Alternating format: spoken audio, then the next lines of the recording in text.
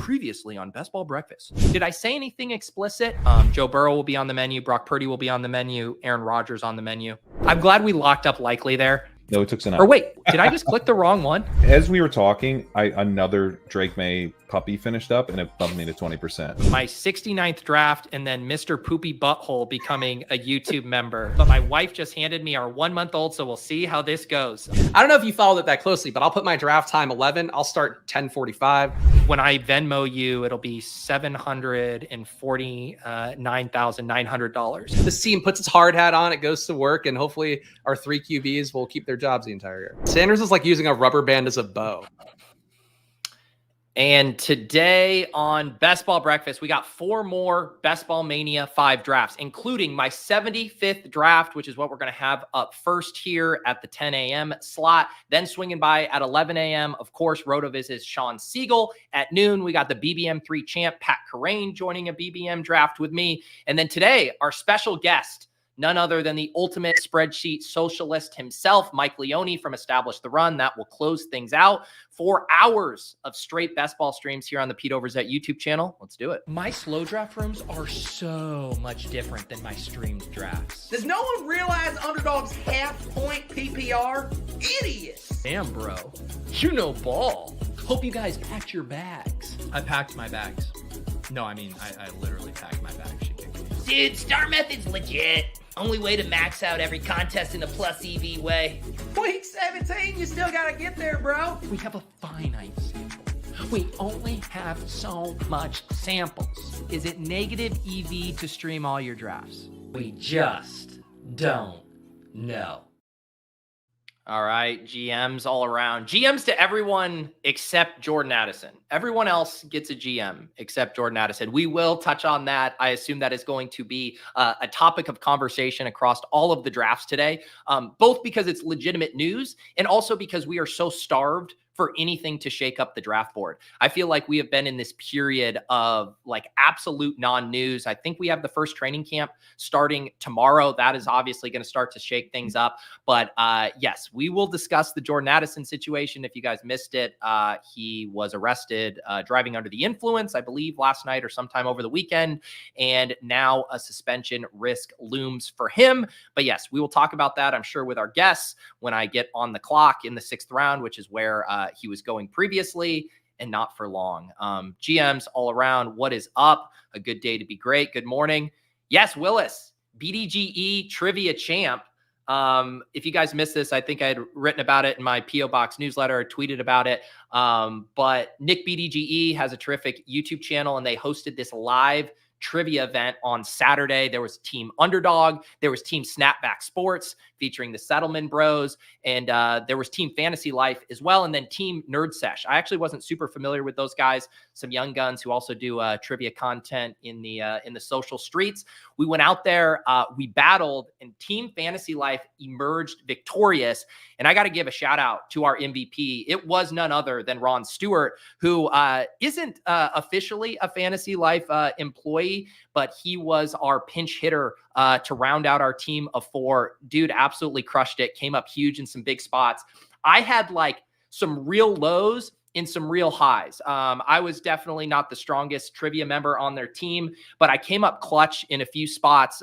We needed a really good Denver Broncos poll for the all-time scrimmage yard leader for the Denver Broncos since like 1990. And me growing up in Denver, I knew it was Rod Smith. So we got to Rod Smith there. We had a few good polls when it mattered. I think I had one where I got Velus Jones. It was the most recent day 2 pick at wide receiver for various organizations. All of those were on the board. Ron pulled out Leonte Carew in one there. So yeah, that was a very fun time. Shout out to Nick and the BDGE crew for hosting a super fun event. Had a great time there. Let's see. We got more GMs flying in here. Yeah, we do need a pour. We need a really good pour this morning. I already saw the some of the topics of conversation in the chat at the very top. And yes, we need a very strong pour to get us through today's stream.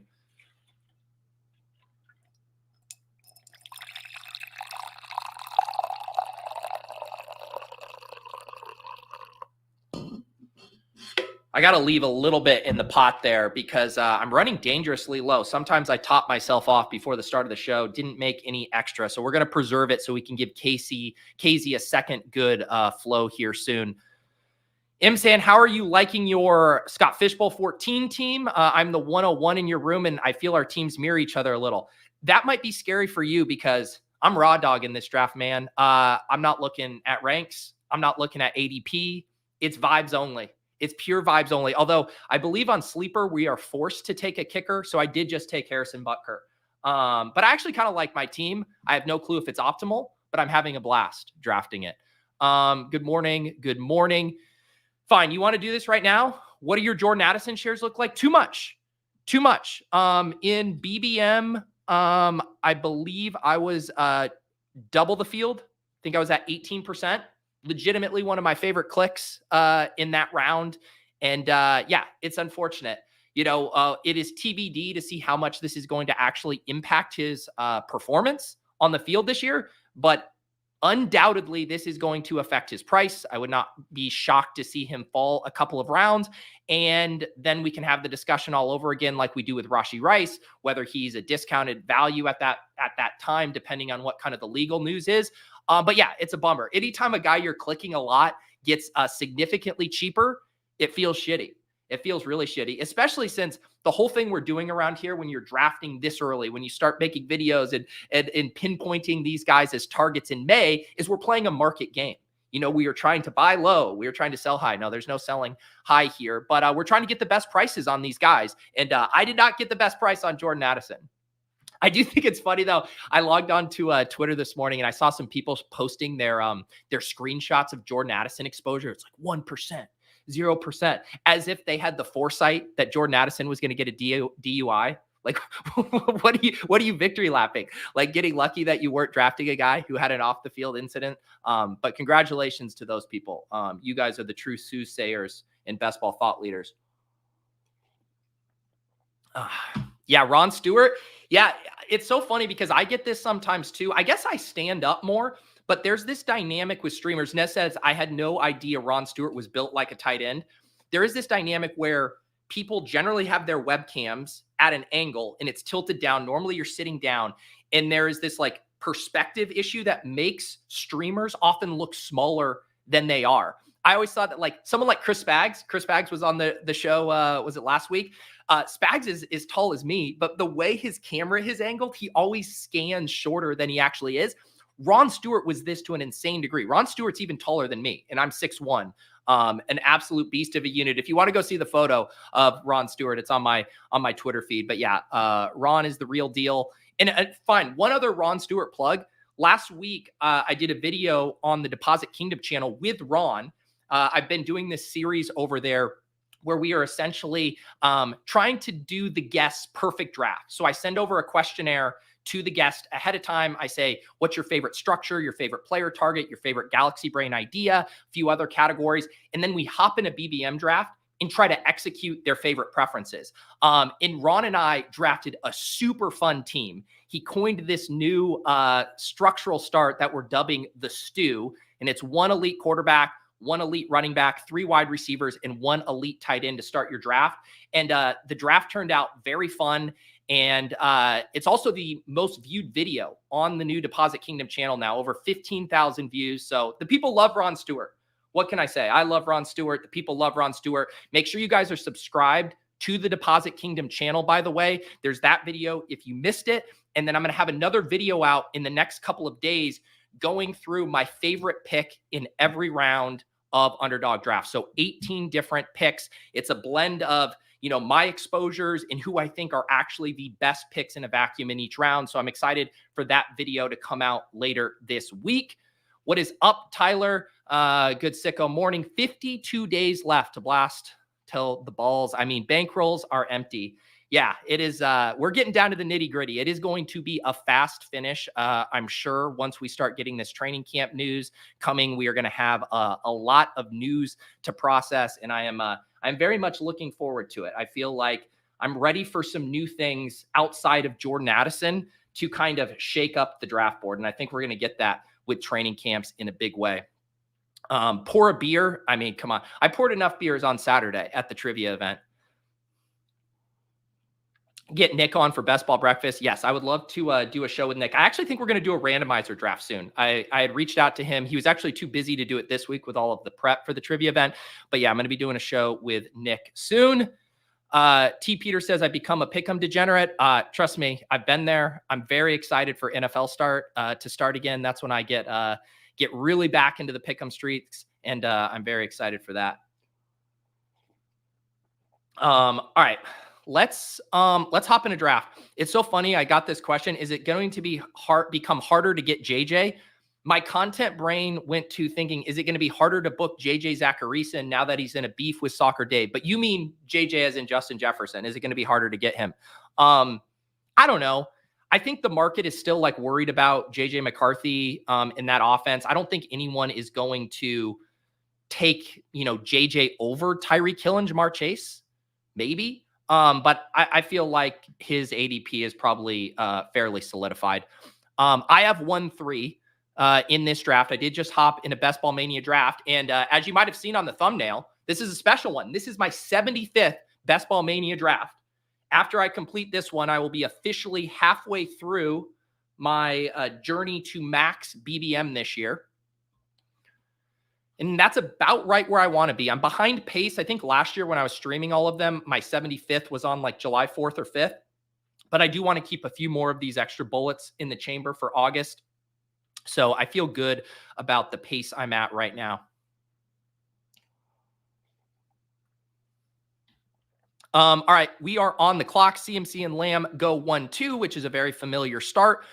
I am going to take Tyreek Hill. It is funny. I don't know about you guys. I did hop in a few fast puppies over the weekend when I was traveling on the train, etc.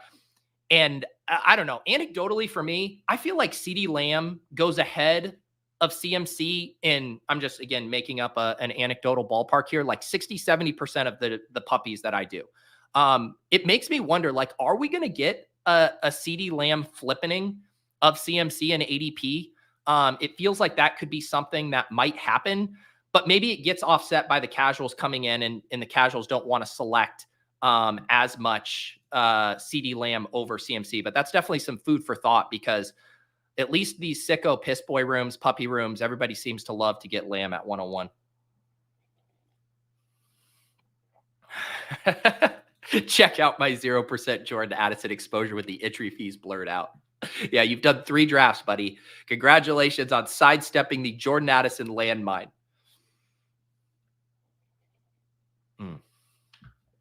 Mondays are the best day of the week. Thanks to Pete. Thank you, Big Sonny. I do also very much enjoy Mondays.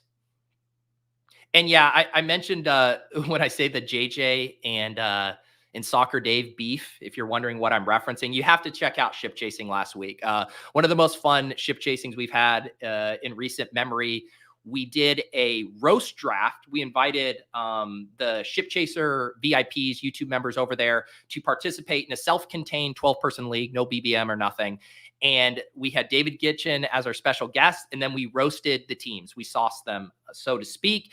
And then at the end, it just turned into an overall roast. Lots of people were catching strays. Drew Dinkmeyer caught strays. JJ caught strays. Davis caught strays. So if you want to see some pure, uncut comedy, check out last week's Ship Chasing with David Kitchen, who, as usual, gave a tour de force performance.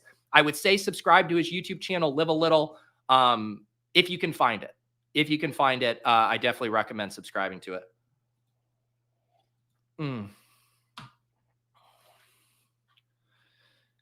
Blizzy, will you be ramping up your non-streamed BBM? 7 Mondays left if the contest stays open and 75 drafts to go. Yeah, I am going to have to ramp it up a little bit. Although, honestly, I might try to squeeze in a few more. I might add some best ball breakfasts down the stretch. So maybe on, I don't know, like a Wednesday or a Friday, we might fire up another 4-hour live stream and then kind of rip some chunks of drafts there. So I think we got some ways that we can catch up. But yeah, probably do a few more cardio clubs, do a few more on my own, and then a couple other best ball breakfasts to get us caught up to speed here. All right, let's see here. You know what? Let's does this room feel super avalanche-y? can see what comes back. I'm just not a fan of the Tyreek Waddle pairing. It's not one I do. Let me do, you know what? I'm going to do Tyreek Jonathan Taylor. Jonathan Taylor is like one of those guys that I like. And I sometimes am blind to him because I'm just reflexively, obviously when I'm streaming, I'm reflexively like, don't get buried by the avalanche. Just take the wide receiver here and move on, yada, yada. But like every once in a while, I want to be like, yo, Pete, Jonathan Taylor is really good. This offense is an offense we want to bet on. And he just slid, 6 picks past ADP. Why don't you grab a Jonathan Taylor share here, knowing I am going to still like whatever wide receiver I get in the third round? Really, the only thing that happens when you take that early running back is it limits some of your flexibility. But this worked out well. If Achane falls back to 3-3, you're like, man, why don't you just take the wide receiver? Then you grab Achane. I kind of like how this shakes out here. I've been taking a decent amount of digs lately. I think, do we have any correlation stuff here? Not really. I'll still do digs. One thing I'm always kind of thinking through in this range when I do something differently is I don't want to build a team that's just all different, right? Where I'm like, okay, I'll take Metcalf on this one because I don't normally take him. I'll take Taylor on this one because it's like, let me build the team I normally build, but with the swap. So normally I'll have, say, like Mike Evans or whatever with Tyreek Hill and Diggs. Let's now do the Tyreek Hill Diggs with Jonathan Taylor. But yeah, I've been with my aggregated ranks and kind of with my preferences in here, I have been getting a little bit more digs. It honestly reminds me, if you guys missed it, Dwayne McFarland over at Fantasy Life had an awesome piece recently about the wide receiver age cliffs. And he went through them looking at data bucketing them based on historical performance and their ages, and then kind of came to conclusions on how to view them in fantasy football. The name of the piece, How Does Age Impact Wide Receiver Performance in Fantasy Football? And I also I want to get Dwayne on Best Ball Breakfast to do a draft as well. But he goes through, he shows his methodology when they hit the cliff, and then he kind of goes through each pocket of the draft based on age. And you can see some of his interesting takeaways here. Devontae Adams, he wants to be fading. Hopkins, he's below. Tyreek, he's buying. Evans, he wants to be even with the field with. Kupp, he wants to be below. And Diggs, he wants to be over. So of these players who are 31 years or older, his two main buys are Tyreek Hill and Diggs. And this was just nice confirmation to my priors because I have been selecting Diggs over these guys, but I won't go through the whole article here. I do recommend checking it out. There's some really good food for thought, and he does go through all of the other wide receivers who are aging. You can see the Thielen, Lockett, Coops, Brandon Cooks, Amari Cooper, Mike Williams bucket, but some really good stuff there from Dwayne over on Fantasy Life. Yeah, Overzet's overview is going to be a fun one to write for the Soulcast this week.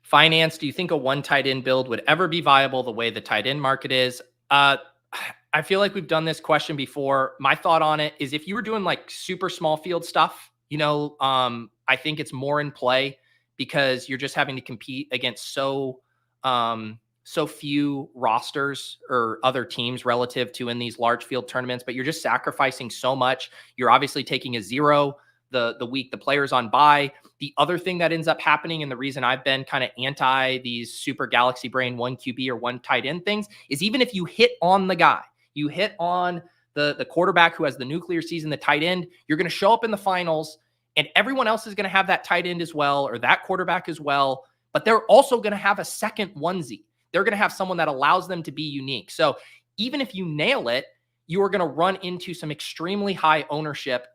And that actually is what gets back to the strategy that Ron and I were discussing on the Deposit Kingdom show, where if you have 3 at the position plus 1 elite, you can kind of have your cake and eat it too. You can have a guy like Josh Allen carry you through a round, and then you show up in the finals, and if Josh Allen's 40% rostered because he dropped 40 in week 16, well, then you have some other options for unique stacks. So I think the way these pod dynamics work in the super large field contests, you do want to be balancing that that single game upside and uniqueness perspective. And I just feel like that's fully stripped away by some of the 1 QB, 1 tight end stuff. And I just don't think you're gaining enough with what's generally just one more late round dart at running back and wide receiver.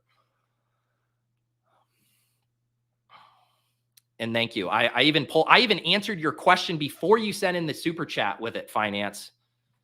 Look at that. You could have gotten away with it had I not even seen that second one. But yes, thank you for the super chat. All right, we are on the clock. All right, this is a spot where where am I at here? I almost always select Trey McBride here, but I also want to grab one of these wide receivers. I guess I can always do. Yeah, let's fine. I'll do what I always do. We'll stick with what I was saying, which is build the exact same team I always do, but with the one slight pivot of Jonathan Taylor. There's obviously the chance I can get behind at wide receiver, but because I'm higher on Jaden Reed than the market, I don't mind settling for him at 5.3. Sometimes Keenan will come back around there. I am toggling back and forth between my ranks in the ADP and realized I have a little bit more cover there than my ranks would indicate.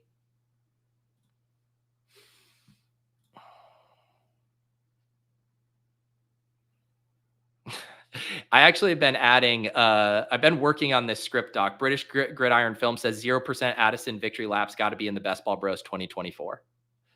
That's how you know we're just so deep. It's like a guy's value changes 1.5 rounds and people are running to screen grab their exposure victory laps. Yeah, I got a running document going with a bunch of lines. You know what? I'm going to do this here. I think I did this last year and it does help me out.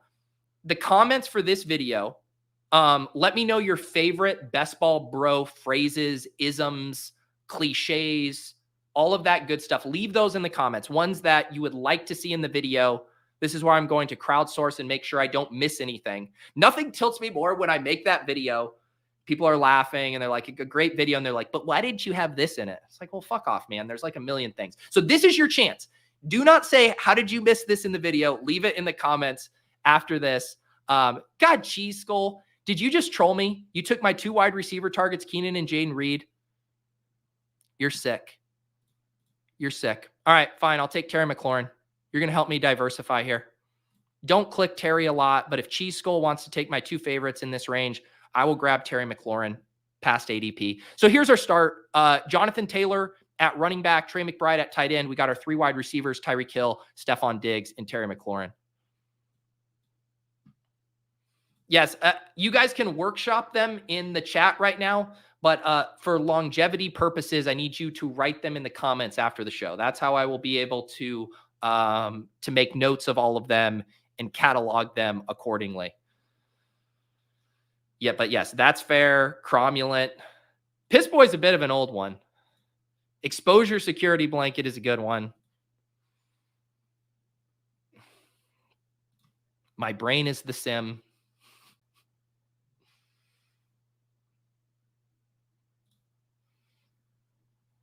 A Best Ball Brunch sequel reference. We need it. Corey says exposures with the entry fees blurred out drives me crazy. It does feel like more work than it is worth. It also, it's like, it just makes me more curious. Like, you assume the worst. If someone just posts their screenshot, I'm dead serious. I don't even look at the money. Like, or it's white noise to me. I'm like looking at the percentage, like I truly do not care. But when you blur it out, the first thing I think is, what the fuck is this guy hiding? And then your mind starts racing. It's like, oh, he's either done like 2 drafts or this is like the biggest whale in the best ball space. And he's like afraid to show that he has, 14, Teslas on best ball action so far. You really just make it worse for yourself when you blur it out. We're just going to assume one of the extremes. Stop blurring out screenshots. Stop it. I'm begging you. No one cares. No one cares unless you blur it out, and then we care.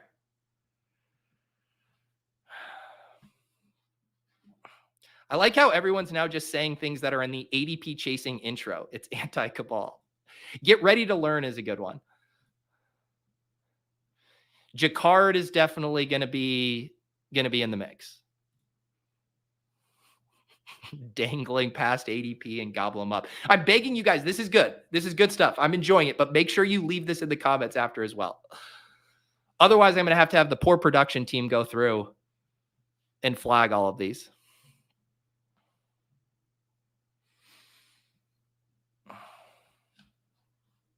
The RB glory hole.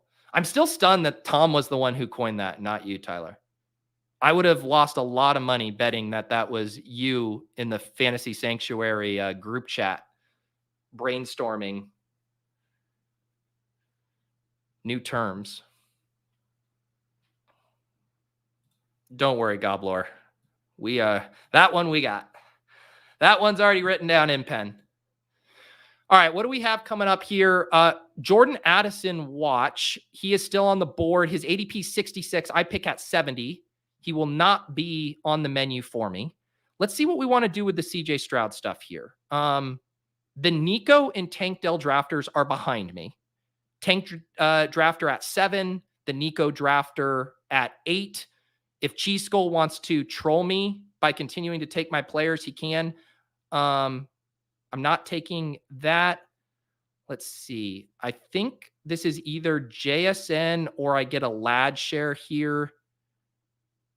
I'm going to keep getting over on JSN. We're going to grab JSN and then see what comes back. So we got JT, Tyreek, Diggs, McLaurin, JSN, and then Trey McBride. Didn't have any correlation tiebreakers with either lad or JSN. So just going to grab my preferred guy there. And then we will put CJ Stroud in the queue. And we will grab CJ Stroud here. I know CJ has been even falling much more than this in certain rooms, but man, I've been wanting to boost my CJ Stroud exposure. Anytime I can get him stacked up at a value, I'm just going to make that an auto click. I grab him here. And now we got what Ron Stewart would call the stew brewing here. An elite quarterback in CJ Stroud, an elite tight end in Trey McBride, an elite running back in Jonathan Taylor, and up to 4 wide receivers here. Tyreek Hill, Stephon Diggs, Terry McLaurin, JSN. It's a cozy start. It's a cozy start. We have plenty of other backdoor stacking options available. Tua with Tyreek, Jaden Daniels with McLaurin, Geno with JSN. Kyler still on the board, but probably not going to make it back to us. And we got anchors at every position. The stew, baby. Throwing an elite quarterback, an elite running back, some wide receivers, a tight end. Cook up a nice stew here on a hot summer day. Yeah, Kitchen complaining about getting the 110. That needs to make it in there. Man, I burned through my coffee quick. I think this is the last coffee pour here. Actually, I might be able to milk this into 2. Let's see here. Another coffee pour.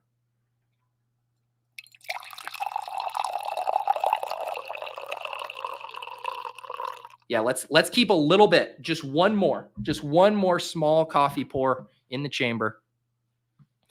We got the JGFC stamp of approval. That either is a really good thing or a really bad thing. One or the other. Some wide receivers. What would you like me to say? Pepper Tony? All right. Gotta love a hot stew on a summer day. What else can I milk you for live? What else can I milk you for? Super chats, engagement, subscribes. What can I get out of these dirty little chat rats today? That's how my brain's always thinking. You think I'm doing a best ball draft, but I'm just scheming behind the scenes of how to milk these guys for all they're worth. We got my guy Matt Wood in the chat, one of the stars of the randomizer writer room this year. Had a very fun randomizer draft with John Warner from the Badge Bros on Thursday. I know the randomizer streams don't get the same amount of views as best ball strategy, best ball streams, etc., but a super fun show. Matthew and the team cooked up some very fun prompts for John, who basically failed a Canadian citizenship test on the show. I mean, we gave this guy layup after layup. We asked him to materialize real maple syrup, and he pulled out some Aunt Jemima bullshit. Very fun show with John Warner on the Badge Bros. And this week on the randomizer, I'm actually getting ahead on my guest bookings this week. I've been behind the 8 ball lately. We're finally getting on top of things. Neil Orfield, the world's oldest person to attempt. See how I'm saying attempt? Because he's kind of locking it up already. He's like, I'm going to be the oldest person to ever stream all 150 drafts. It's like, whoa, Neil. At your age, what if the National Best Ball Convention says you're too old to accomplish this? What if they say we need a new nominee in here to be the oldest but not so old so that they are actually physically fit and mentally aware enough to accomplish this goal? But yes, Neil Orfield will be the randomizer guest this week. That'll be Thursday at 8 p.m. Eastern on this channel. I'll have a tweet out later this week. You guys can suggest some prompts for old man Neil.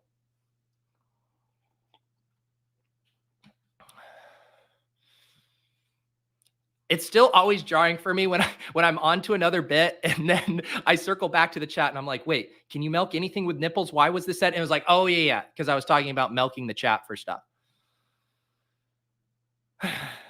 Thanks for the milk. Thank you, Tyler. Thank you for the super chat. Benjamin May is feeling milked. That's the thing. The audio listeners get serviced and the live viewers get milked. There's our new slogan for Best Ball Breakfast. Let's make a pick. Let's make a pick here. Should we grab? I feel, is Zamir White going to be rising? Zamir White's going to be rising, right? ADP of 87. I say he's going to be rising as he slips 6 picks past ADP in this draft. I don't know if you guys saw Zamir White, but the dude is a beast, and that's got to mean something. This is going to be the last chance you can get Zamir White at pick 94. I'm telling you.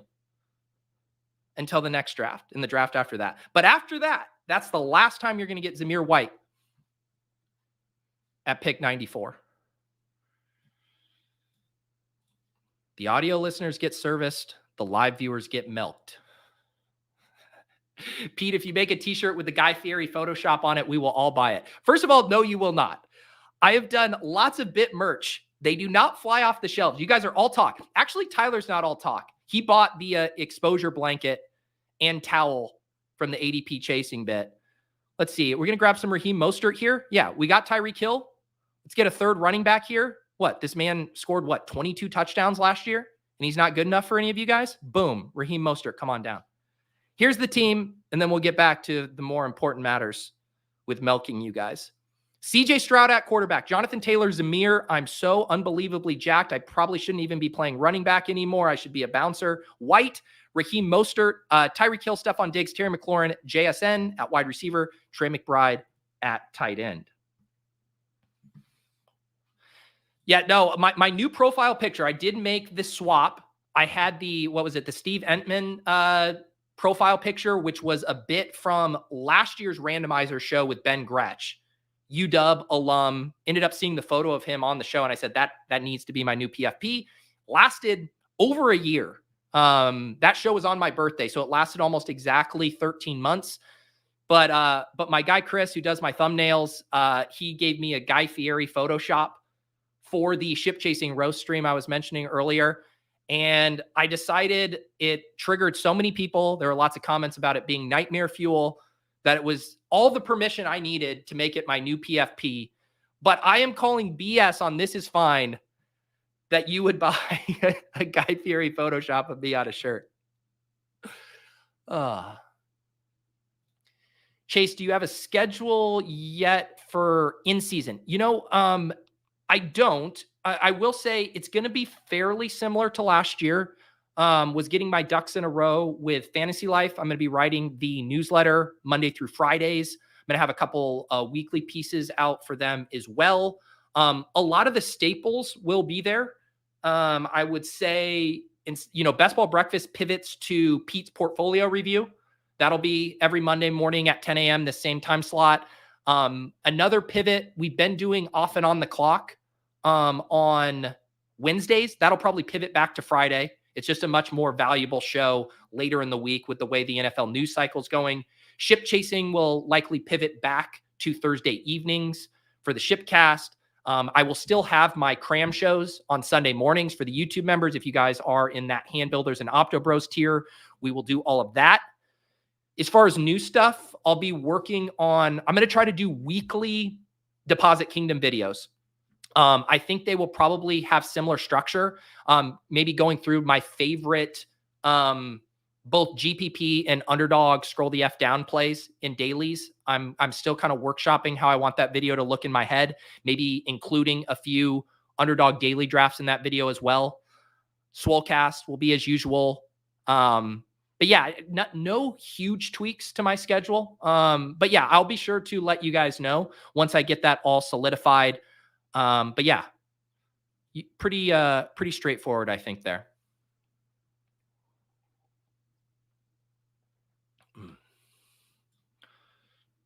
Best ball breakfast diapers would sell like hotcakes. Never seen a man drink a whole pot of coffee, sans poop break. Pete ain't human. Yeah, I mean, needing a poop break, that would be a level of, that's something I think Neil probably needs in his elevated age. I definitely need piss breaks. I normally have around the Pat show, I need him to vamp for a little bit. I am feeling pretty locked in this morning. Tyler's the only person that buys merch. Everyone else is all talk. Everyone says, put this in the store, put this in the store, and then they don't buy it. So then I just pay to have my designer create the logo, spend the time to spin it up, and then no one buys it.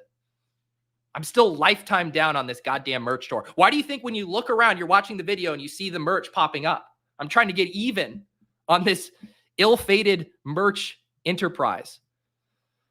All right. Let's get Jerry Jeudy. We need a wide receiver. We got a Miami stuff. People do forget that the Dolphins and the Browns play in week 17 in a monsoon.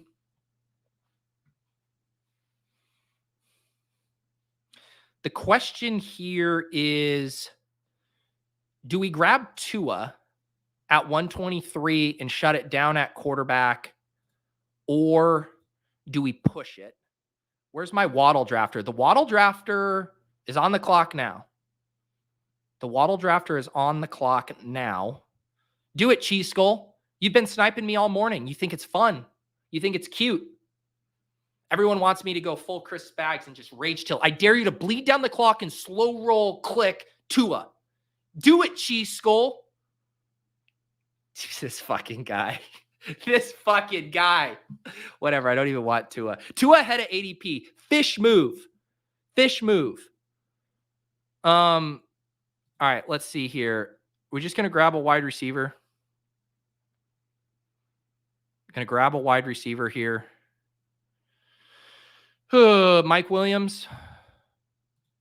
Mike Williams is just like, why does that click never seem fun to me? Or do we want Blake Corum? I almost grabbed Blake Corum at the last second with a little change of heart. But with JT, Zamir, and Mostert, I think we can push RB2 a little bit. Mike Williams gives us another out to a quarterback. What Cheese Skull did is just make us stronger. You try to take two away from me.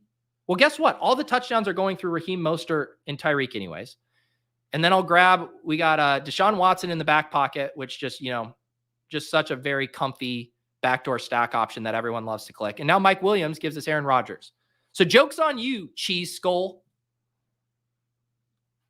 This is what happens when I enter into an adversarial relationship with the chat. Cheese Skull said, you're not milking me, bro. You're not milking me.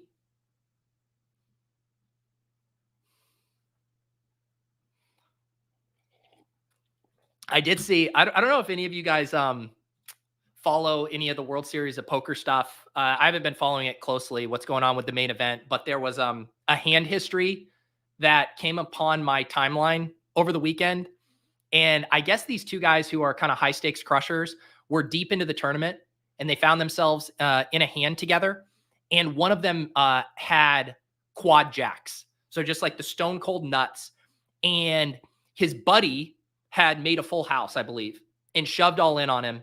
And he went deep into the tank, sitting on quad jacks, knows he has the nuts, knows he's just ended this guy's tournament life, actually calls for a time bank, tosses out the chip, says, hey, I need another minute 30 to figure this out, and then flips over the quad jacks just for the sickest needle slow roll imaginable.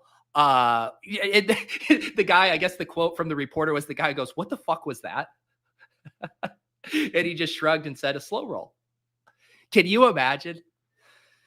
Can you and that is, it's so cruel because if you're in that guy's spot, in this guy's time banking, you're like, I got him. I got the full house. I'm good. And then your buddy flips over the quads after milking the clock. Unbelievable. I wish Best Ball had the equivalent to that. I guess what Cheese Skull just did to me is the closest you're going to get.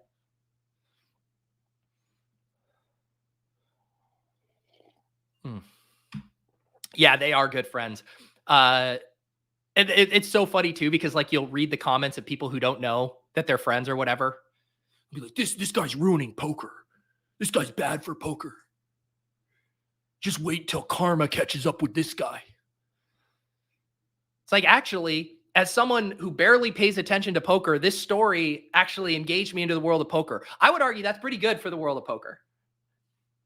All is fair between friends. Nothing would make me happier than to snipe David Kitchen on Deshaun Watson, 20 picks past ADP to complete his, Jerry Jeudy, Amari Cooper double stack. It would bring me great joy to do that.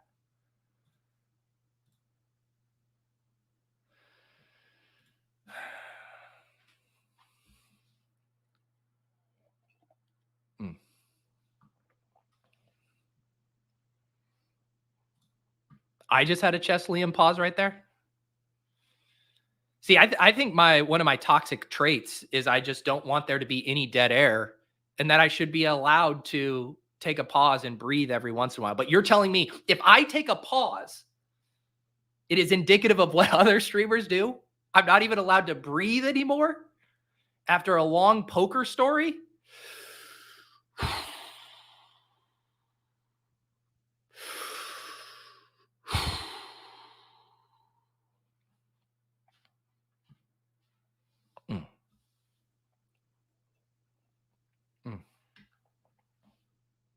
Yeah, I mean, the Kitchen JJ beef, it's sure it's entertaining, but it's sad to see two guys who were once such close friends, be pitted against each other like this.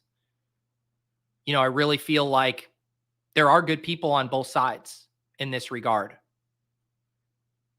And it's been tough. JJ's kind of texting me, hey, are you on my side? Kitchen's texting me, hey, are you on my side? And it's hard. It's really hard. Let's see here. Is this where we take a Jahan Dotson share, or do we just wait for Luke McCaffrey? Let's grab Kendra here. I feel like it's time to swing back and grab a running back. We'll grab Kendre Miller at 142. So we now have Stroud at quarterback, 4 running backs, Jonathan Taylor, Zamir White, Raheem Mostert, and Kendre Miller. We got our 6 wide receivers, Tyreek Hill, Stephon Diggs, Terry McLaurin, JSN, Jerry Jeudy, and Mike Williams. Cheese Skull, where do you get your ideas taking Jahan Dotson? Tight end, Trey McBride. Tight end stuff, I feel like we have a lot we can do later. Is this a Chubb pick? This kind of feels like a Chubb pick, right? We're past ADP. We have the correlation again with the Cleveland stuff opposite Miami. I feel like Chubb is a pretty fun running back 5 hammer on a JT team. This is like as high T as I'm going to get. Kendre Miller's not a high T pick, but JT, Zamir White, Raheem Mostert, Kendre Miller, Nick Chubb. This is pretty high T. All of this snipage from Cheese Skull has turned me into a high T monster.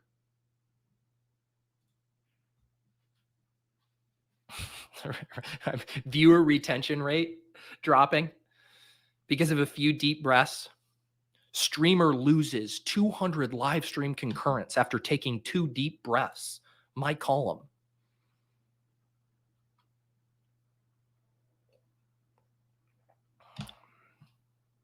JJ versus Kitchen in a boxing match would honestly be really funny.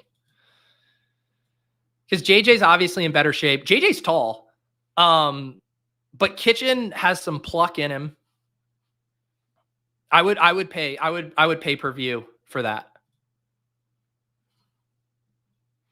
Wow. James Young with a nice team Pete. That means a lot, James. I lost all these viewers because I had to breathe. That'd be funny.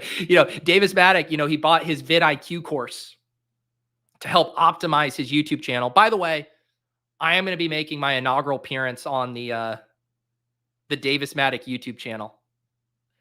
Poor Davis went live yesterday, or was it Saturday? Davis went live literally minutes after the failed assassination attempt. Literally minutes. I was on the train. I had never clicked, let me listen to how Davis handles this quicker. I clicked that link so fast. I actually been meaning to grab a 10-second clip of what he said right at the top. It was something about Ceedee Lamb and the potential assassination. Oh, Davis. Yes, I'll be on there kicking off his stream tomorrow. Can't wait to go on there, support the channel of a young budding streamer while I get bullied on every single pick. How many picks do you think Davis Maddock lets me make on stream tomorrow? 4? Nah, dude. Xavier Worthy's a value in the third. Fine, Davis. Take Xavier. I don't care. No, I have a heart out. I'm on dad duty tomorrow, and I told Davis I'll come on when April's taking her nap. It is going to be an extreme heart out. So basically from, I had a 90-minute break yesterday, tomorrow, where I won't be taking care of my child. And I decided to spend those 90 minutes taking care of another child. I will be doing full dad duty for 8 hours tomorrow. Davis Maddock and April, the 2 little ones I have to protect. All right, let's see here. Do we grab, where are we at here? Conklin's 176. Let's grab Corley. Like, if we're going to do, did someone take Rodgers? My God, who took Rodgers? That is sick. That is sick. All right, I still am going to take Conklin. Get my second tight end here. I'll get the stack with that. Who took Rodgers? Like, what are we doing here? The Garrett Wilson drafter? It better be the Garrett Wilson drafter. B-Smurf, did you do it? Okay. You took Aaron Rodgers at 152. You coward. What is his ADP? Why are you taking Aaron Rodgers at 150? Okay, 7 picks ahead of ADP. I'm over it. In my head, Aaron Rodgers goes at pick 180 because that's normally where I select him. Fair game, B-Smurf. My bad. Cheese Skull just wanted someone else to take the heat. But Will Levis at 161, B-Smurf, you're not off the hook. Will Levis at 161, that is foul play. ADP of 178. That's foul play. Aaron Rodgers stacked up fine. Will Levis with Calvin Ridley. I'm pissed.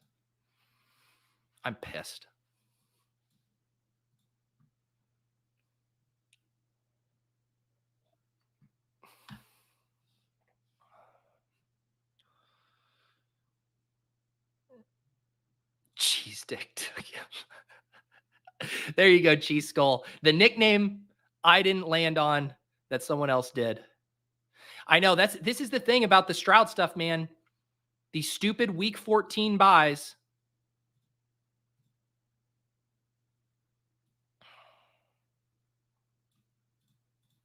Someone took Geno.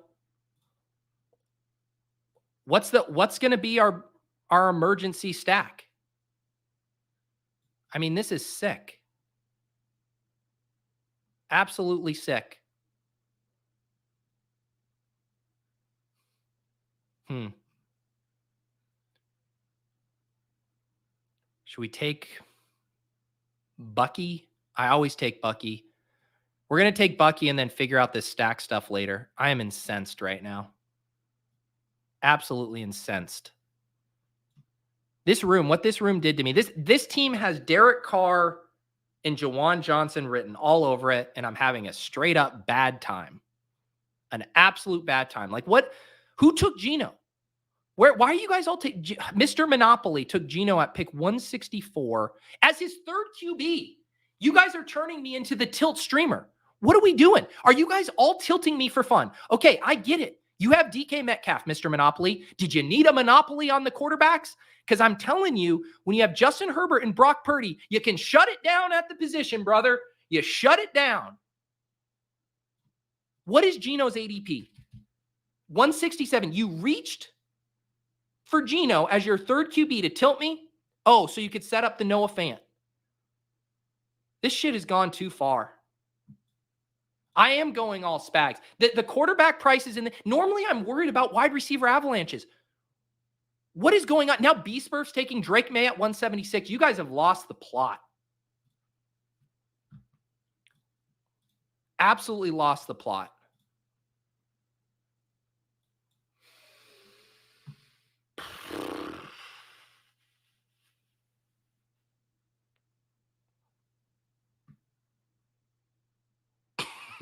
I did think about that. You told us to trap 3 QBs at the...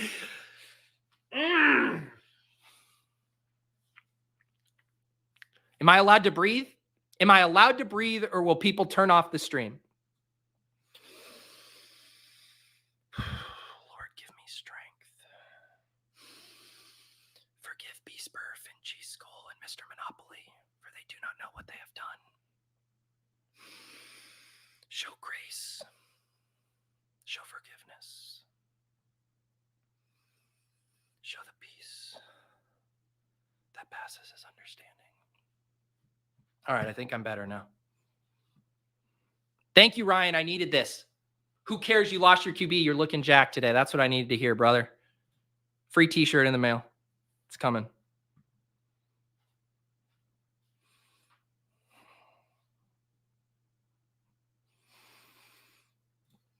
You snipe my quarterbacks. For every quarterback that gets sniped, you're getting at least 2 deep breaths. That is where we're at right now. Thank you, Bonesaw. If I'm going to build a shitty team and feel stressed out, the least you can do is hit the like button and subscribe. Unstacked Fields incoming? Not when I take Calvin Austin with him, brother.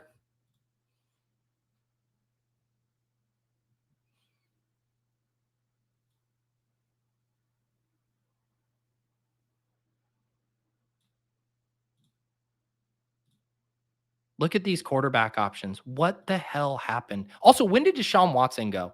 That's the other thing I wanted to look at. Who's taking Deshaun Watson ahead of ADP in this room? Deshaun Watson at 116. You guys are at Derek Carr at 184. Are you fucking kidding me? Are you guys all in on this? Did you guys have a group chat? Let's get in this room and hog all of the quarterbacks. What am I supposed to do here? I know what I'll do. I know exactly what I'll do. I know what I'm doing. It's done. I know what I'm doing. Daniel Jones, come on down. Come on down, Daniel Jones. This was always the long plan.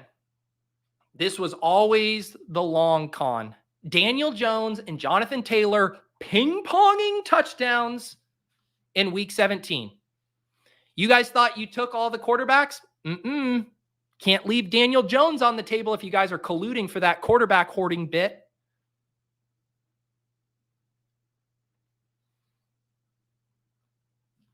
Shh. That one's for, if you're listening to the audio version right now, someone has a comment of what I'm trying to pull off on the screen, and I'm telling them to shh.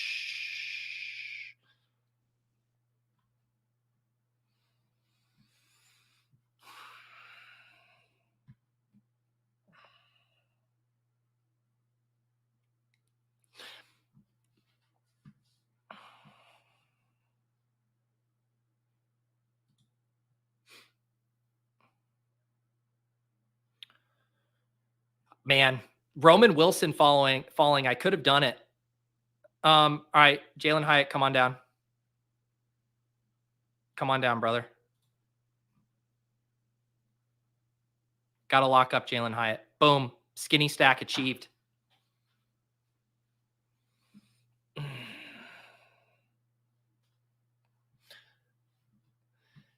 Neil always does the opposite of me. I always go, like in my stream draft rooms, and I always hate myself when I say it. And then Neil does the opposite. Not in my rooms. My rooms don't go like this. If anyone has watched Best Ball Breakfast and can find another time where this many quarterbacks have gone ahead of ADP, I'll also send you a shirt. This is a very unusual room for me. You can go look at my my Bo Nix, Drake May, Geno Smith exposures.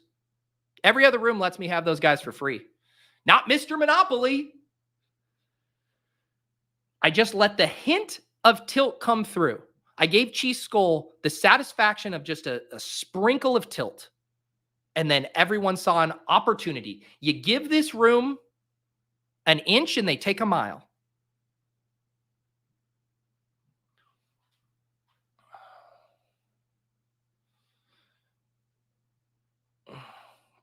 This is a sick needle. This is a sick needle. Mike says this is a great randomizer team. I also just remembered we do have a special stream later this week. On Friday at 3 p.m. Eastern, myself and the crew of current Guinness World Record holders will be attempting to break our own record for the world's fastest slow draft. We did this last year, broke the land speed record. A few caveats, no autopilot, every click must be made. And we are going to re-break the record. We thought we left a little meat on the bone last year. We'll be attempting to make history again. Friday, 3 p.m. Eastern, special stream. Grab your Friday afternoon brewskis. Come watch history be made on the Pete Overzet YouTube channel. This comment tilts me so much. Got to be able to adapt on the fly, brother. Got to be able to read the room.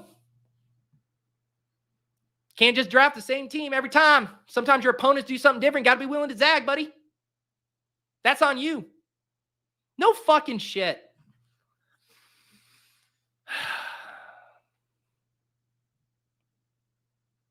What? Starkindler? Starkindler's always doing this bit where he takes a player I've never heard of. Jordan Whittington? What? Jordan Whittington? If I control F the athletic archives dating back to 1932, will there be a single mention of Jordan Whittington? The fuck's a Jordan Whittington? Starkindler is one of my drafters for the world's fastest slow draft. This guy has a third eye bigger than a cyclops. Jordan Whittington.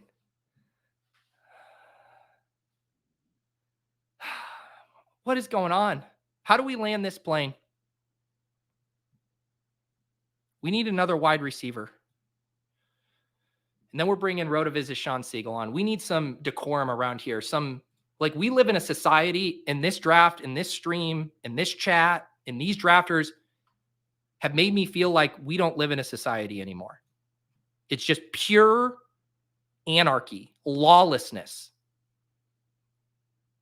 No, I know what I'm doing. I'm taking Noah Brown. Did someone take Slayton? I already have Hyatt. All right, someone already took Slayton for the bit. All right, Noah Brown, come on down. Didn't mean for that to rhyme. Here's the team. I'm excited to memory wipe this team out of my existence.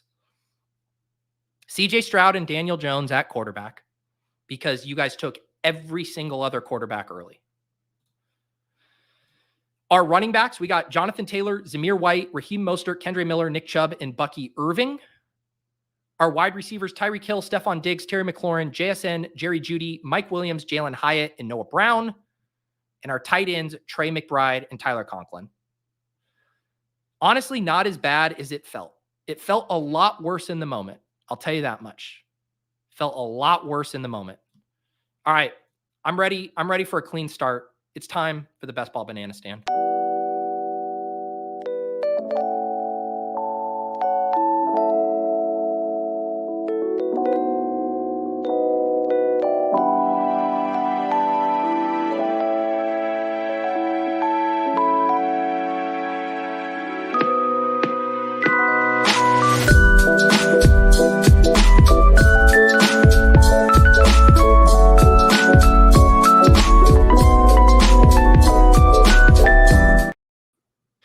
Welcome to the Best Ball Banana Stand, a weekly show here on the Pete Overzet YouTube channel and the RotoViz airwaves, including the Best Ball Banana Stand podcast feed. This is a show where Shawn, Siegele, and I hop in a Best Ball Mania draft. We navigate these crazy rooms and build a team with mega upside. Shawn, I'm coming off a rough, tiring journey in draft one. I'm ready for something resembling normalcy right now.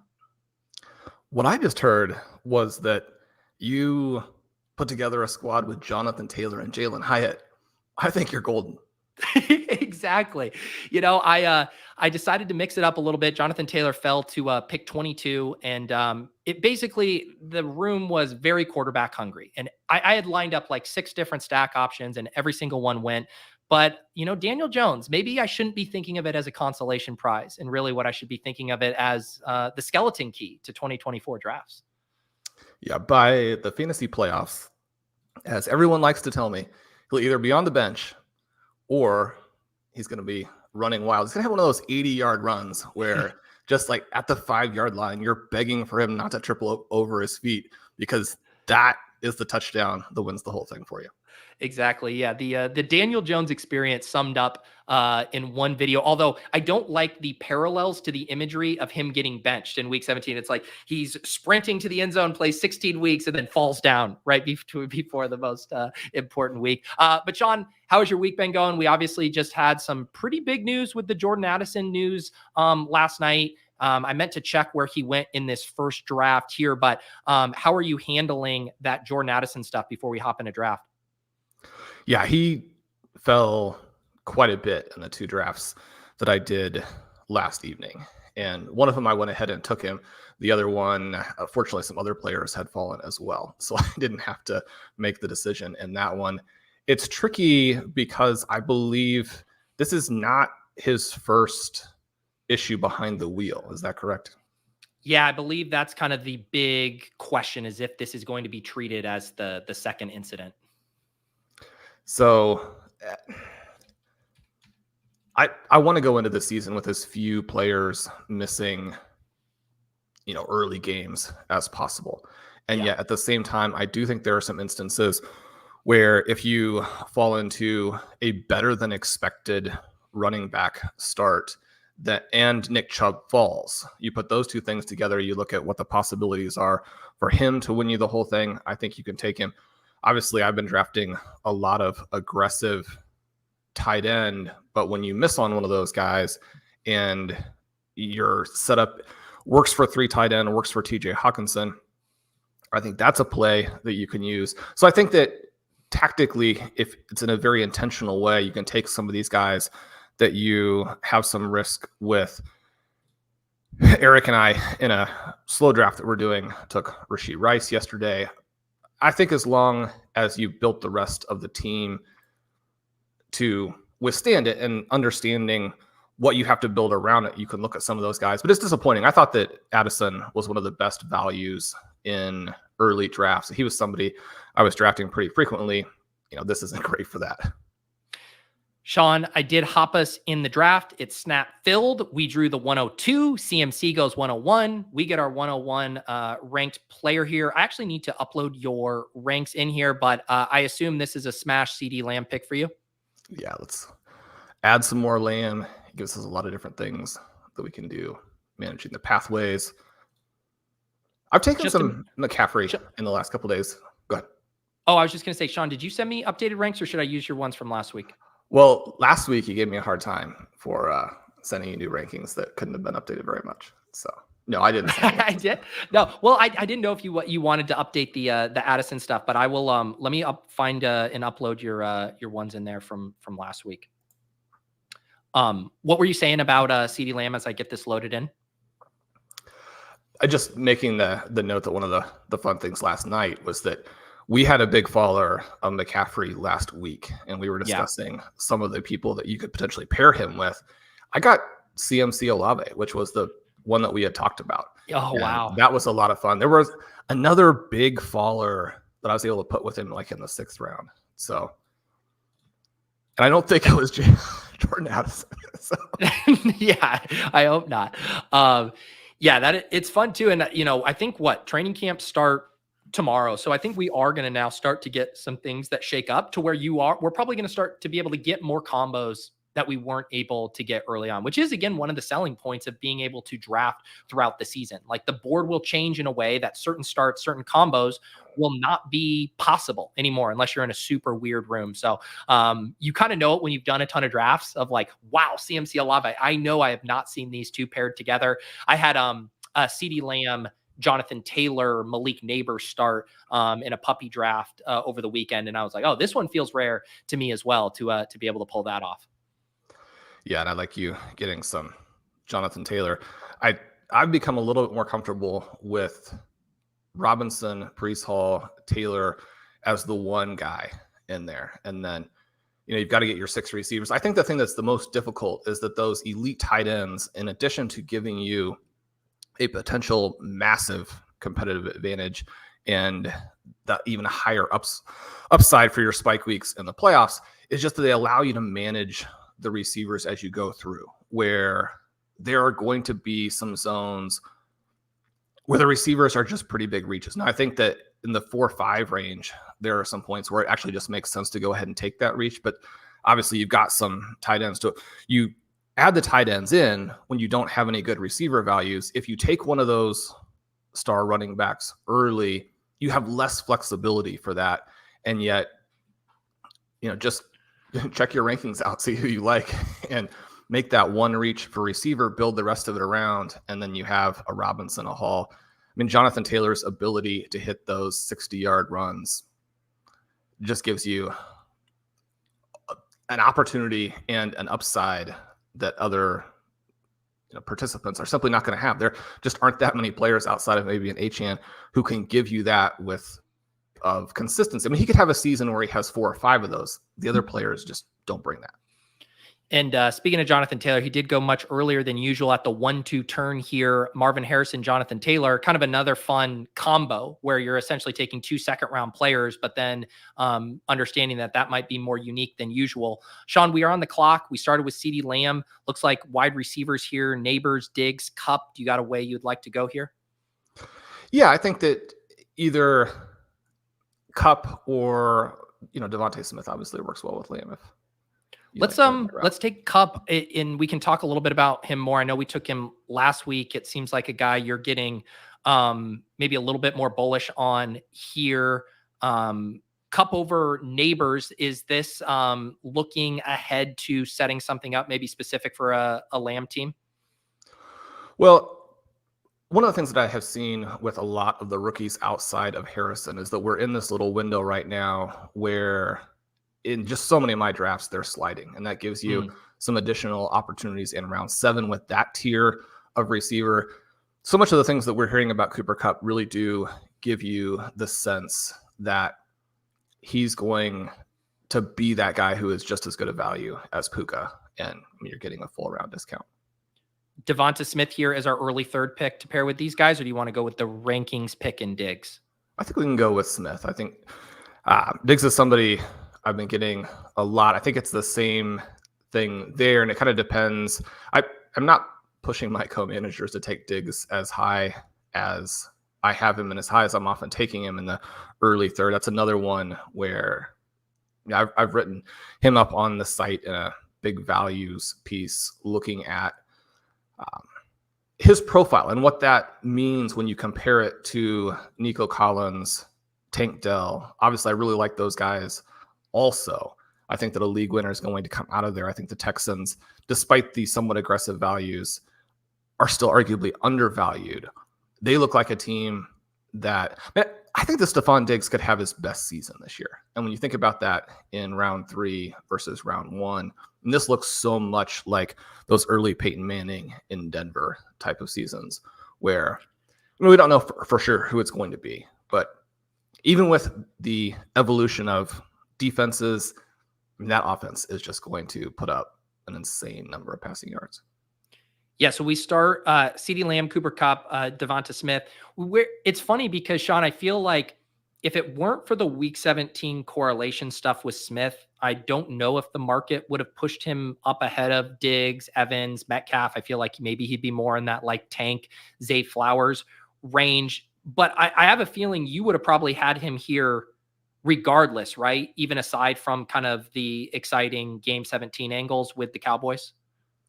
Yeah, I think when you watch him play, the main thing that comes out of that is that they need to get him more involved. He's had these really impressive splits when Dallas Goedert is not on the field. Now, I'm sure everybody's thinking, well, he's going to be on the field, and we're even getting reports he's going to be more involved.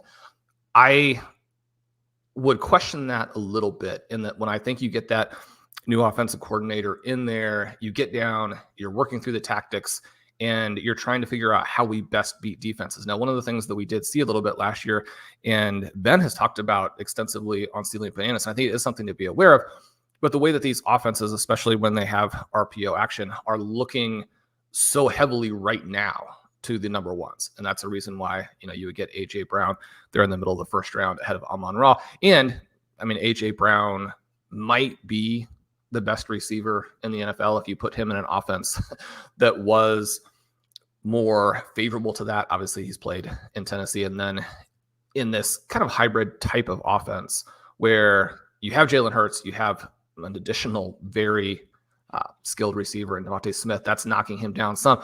But when you look at the volume numbers with Brown, one of the things that you saw last year is that the splits do widen a little bit. I think that we come back, we get some more volume for Devontae Smith.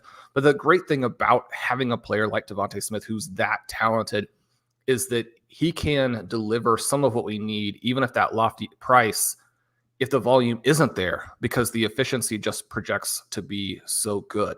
Now, he could go on a streak like A.J. Brown did over the second half of last season where the efficiency is not there.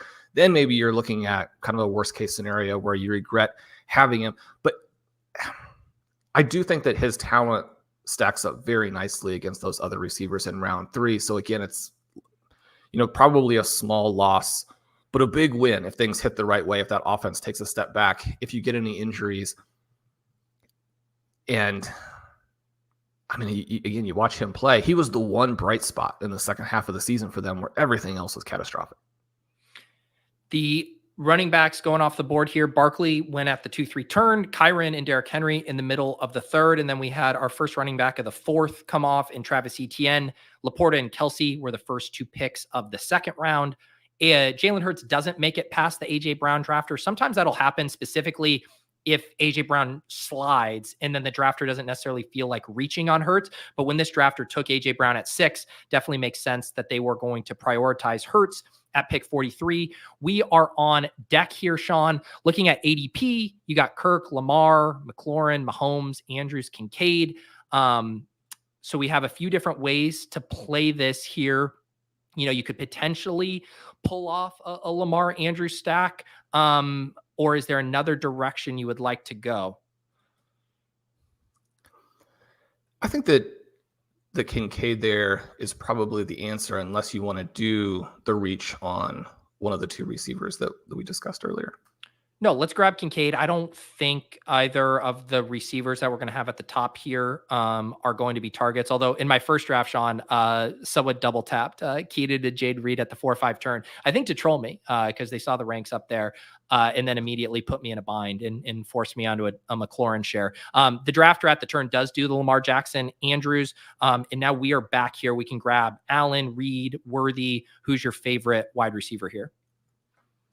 Well, I've gotten to the point where I have so much Allen and Reed that if you have a tiebreaker there, either exposure-wise, rankings-wise, or something else you'd like to set up, I'm good going that direction. I have a ton of both of these guys as well. Maybe we can just move. We can have a simple tiebreaker of going Jaden Reed. He doesn't have an overlapping buy for us yet, like Keenan does with Ceedee. And I also think you're probably getting more unique pairings when you pull up Reed to the 4-5 turn, who doesn't have as quite high of an ADP, where you often see Keenan still go in that early range. So we start Ceedee Lamb, Cooper Kupp, Devontae Smith, Dalton Kincaid, and Jaden Reed. And you are helping me do my part to continue to balance out my Andrews and Kincaid exposure. I was way too heavy on Andrews early on, and I get tempted by pulling off that Lamar Andrews thing there, but we grab Kincaid and Reed at the 4-5. How are you dealing with the elite quarterbacks, specifically in situations where they obviously make a lot of sense? And in the context of, I mentioned that you can take that legendary upside type of running back in round 1. If it's Jonathan Taylor, perhaps in round 2. But then you have to be very careful about what you do with the elite tight ends. I like having that running back upside. I think the tight ends are probably the key to 2024. We've discussed a couple weeks in a row now the QB window, quarterbacks, and how not only that probably is the way to play it from a structural perspective, but it does allow you to do a lot of things from a build perspective where you, with less pressure, can establish the correlations that you're looking for. With all of those elements in place, it's very hard for me to get on a player like a Lamar Jackson, even though he has extreme upside. But specifically guys like CJ Stroud and Kyler Murray, even where they're sort of at that edge, are you taking them not exclusively, but mostly when they fall below where that really sort of hard cutoff appears to be with the receiver talent? Or are you comfortable working them in when they fit with your overall build at that point? Yeah, I've had tough time getting to the elite quarterbacks. I've had some, I was telling the chat a video I did on the Deposit Kingdom channel where Ron Stewart and I took Josh Allen, I think at like pick 41 or 42, and then Kincaid does fall the way back. And sometimes when you pull that off, it feels really good. And similarly, how I mentioned with the AJ Brown draft or sometimes passing on Hurts, I've gotten Hurts on Devontae Smith teams at the 4-5 turn. And so when I get that kind of obvious green light there where you get the correlation, you get the ADP value, it feels really good to me.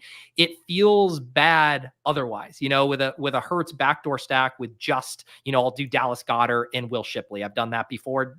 Don't love it. Same thing with Josh Allen. I find the prices to be pretty hard on, Samuel and Shakira to kind of pull that off. And so I have been tilting away from elite quarterback. I think if I look at my kind of structural exposures, that is going to be the one I'm most underweight on.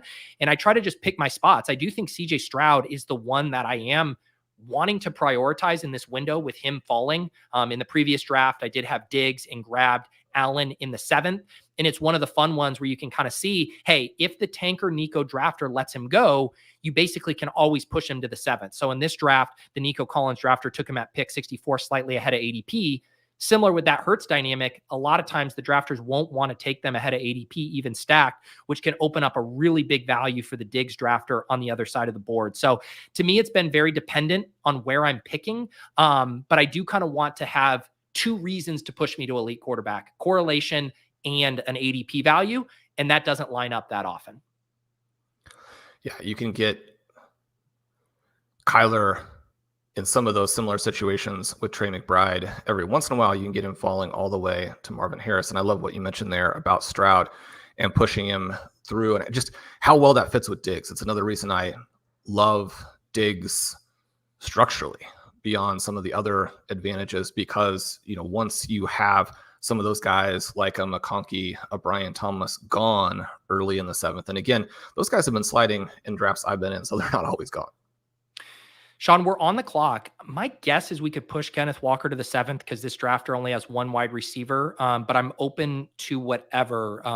Do you have like a JSN lean here? Yeah, let's go with him, assuming that in this draft, he's probably actually the less likely guy to fall. Right. I was kind of hoping Rome would fall. I feel like Rome's a fun click when you pass on Keenan Allen for another pick, where you're kind of saying, what happens in this scenario?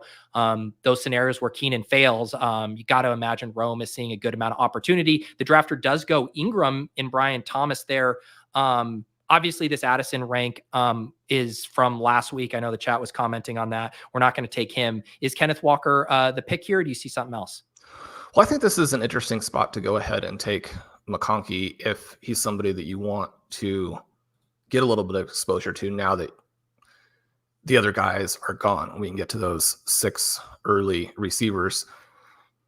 Yeah, let's do it. I was kind of in this exact same spot in the first draft where I had the McConkey and JSN decision and went JSN. But in this spot where you're able to get both of them, it's kind of an interesting thing there. Also gives us tons of stacking options. So we have 0 quarterbacks, 0 running backs, but we do have those 6 wide receivers: Ceedee Lamb, Cooper Kupp, Devontae Smith, Jaden Reed, JSN, Ladd McConkey, and Dalton Kincaid.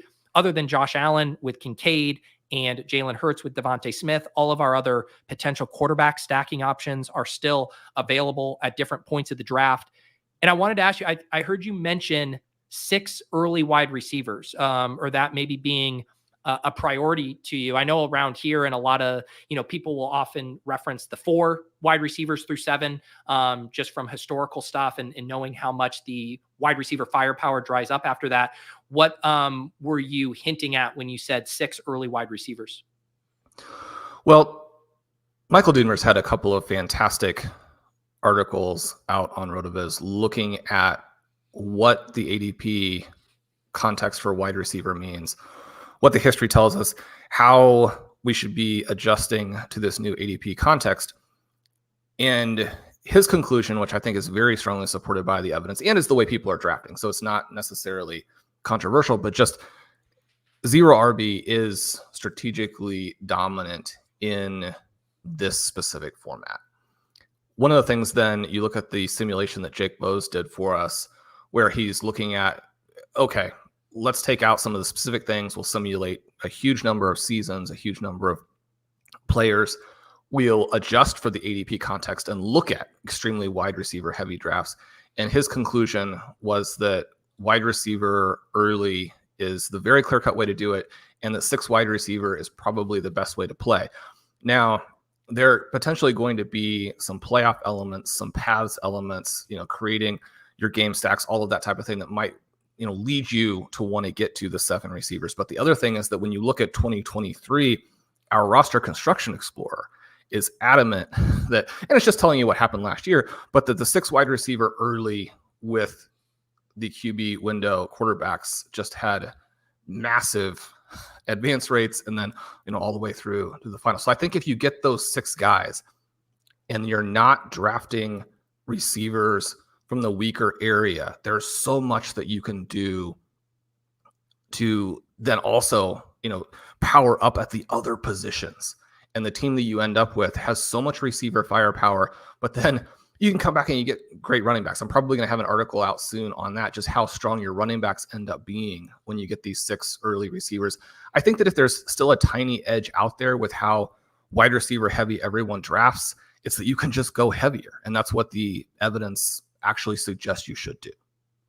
I'm working on a video that's going to come out later this week where I give my best pick in every round of underdog drafts. And the goal wasn't to build, a team, because obviously you're thinking of like stacking and other, positional allocation, requirements, but it is stunning how much that exercise for me illuminated the value pockets of the board, where I do often take a running back or an elite quarterback in the early rounds. But when I was doing the exercise, the first 6 of 7 rounds, I have one of those, the best picks being a wide receiver. And then you go through like the next chunk of, 8 or 9, and I won't spoil all of them, but then you have this huge chunk of running backs, where the running backs are the best pick in a vacuum in that single round. And then you get super late, and the best picks are, rookies essentially at various positions.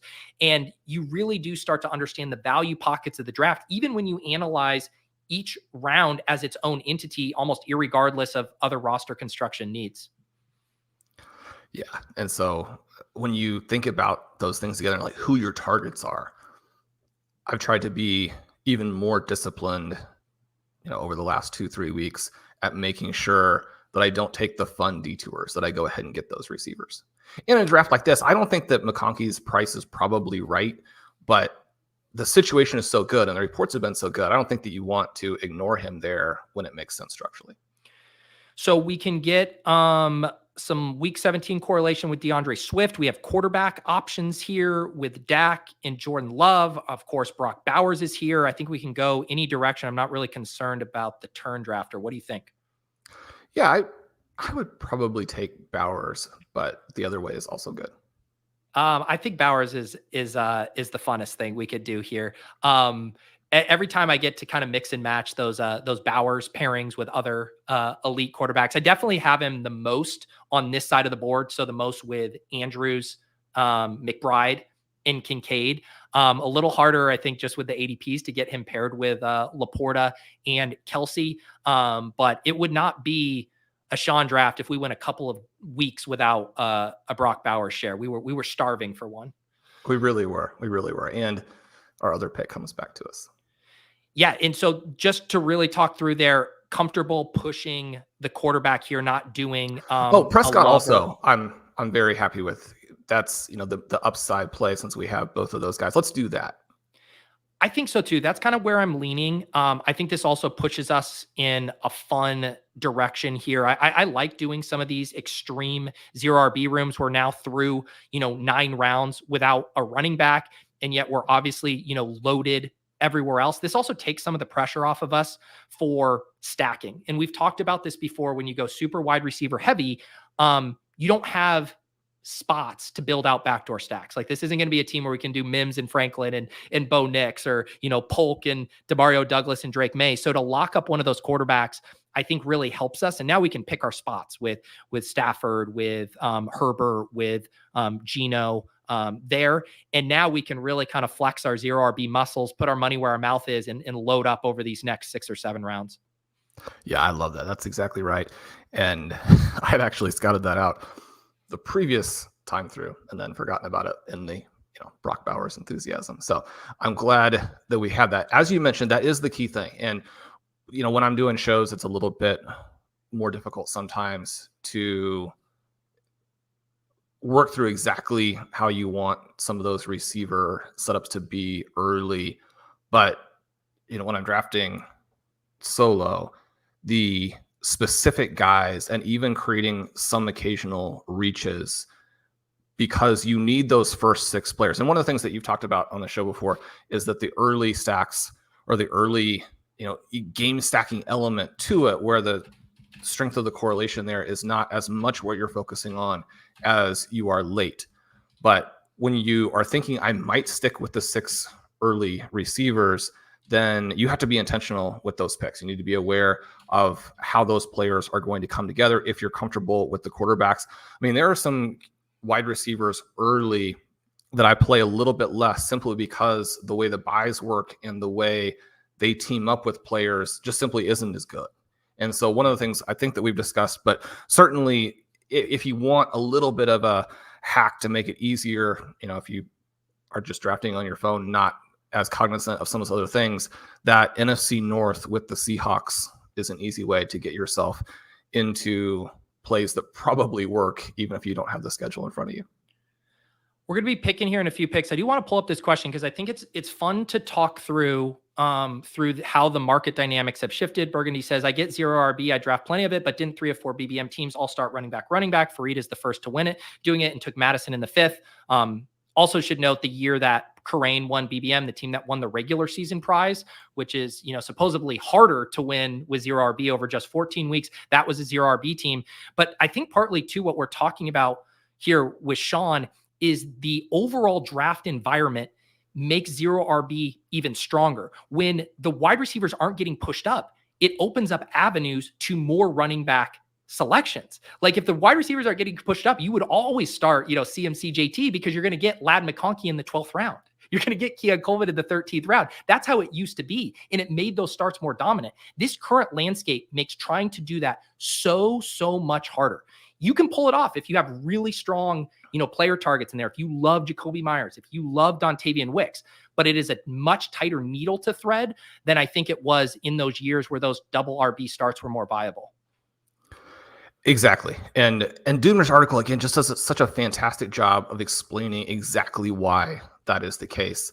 But the more aggressive that people have gotten at receiver, it's somewhat counterintuitively, because you can pull up our Win the Flex tool that Blair's put together, and you can see what the implied point totals are. And you're like, well, running back seems like it's pulling away.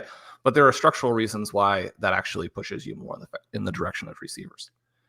Shawn, I think this is a running back pick for us. Do you have a favorite here? I noticed your Jerome Ford rank is ahead of ADP. Do you like him? I would probably send us down the Charbonnet path. Let's do it. So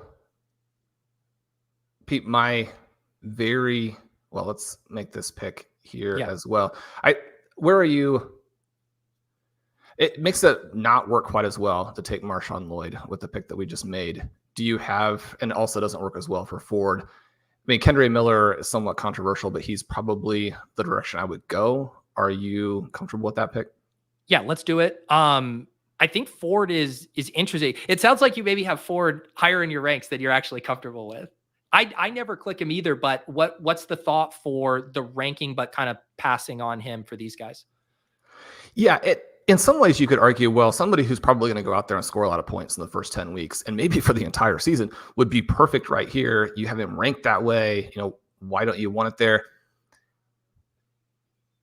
I guess I still am looking for players with even more contingent second half of the season upside. I'm looking for players that I think have a slightly better talent profile, even though some of the things we've gotten from Ford have been mixed. I don't think that he is a bad player by any stretch. I mean, he's not one of these guys who I have off the board because I simply don't think they can really hold anybody off. There are a handful of guys who start going in this range where there's really no situation in which I would ever draft them because I don't think they could hold off even a poor backup.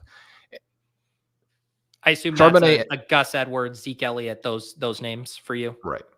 Yeah. And one of the things that popped out when I put together a piece that includes Javonte Williams and some other people is that, Javonte Williams' numbers were terrible last year. It puts him down in the range with some guys like Ezekiel Elliott and Josh Jacobs, who obviously is going much earlier. But his broken tackle percentage, and this isn't the only thing that matters. Obviously, there are many other things going into it, but you could put those two guys together and their broken tackle percentages are still less than what Javonte Williams was in a season where, and I'm referencing the SIS numbers there, in a season where Javonte was so bad that there certainly is question about whether he'll ever be back to 100%. If he's going to get cut, what would happen to him if he did get cut? It's like he's still better than a lot of guys who are going to be relied on as starters, or at least, again, some of his peripherals suggest that he might be. Charbonnet and Miller, and you had mentioned some, disconcerting, reports on Miller. Those guys have, I think, extreme upside, and especially when we didn't have a running back yet. Pete, my number one player in exposure did go one pick ahead of us. That would have been the perfect name to put onto this particular build. Yep. Chase Brown, he has been a fixture on my lineups, your lineups, our lineups. He might make an appearance in the best pick in every round video. Yeah, I think I really don't collect Jerome Ford a lot. I did a video with Ceedee Lamb, who won BBM2. He listed Jerome Ford as one of his player targets. I kind of pushed back on the idea being like, hey, I am worried that early season production could be complicated by the presence of Deontay Foreman, and obviously the late season production complicated by the return of Nick Chubb, pushing him in a direction where he could be getting squeezed in both directions. I guess my thought on this team would have been, we are kind of going to be starved for early season running back production. We do know Jerome Ford is going to offer us some of that.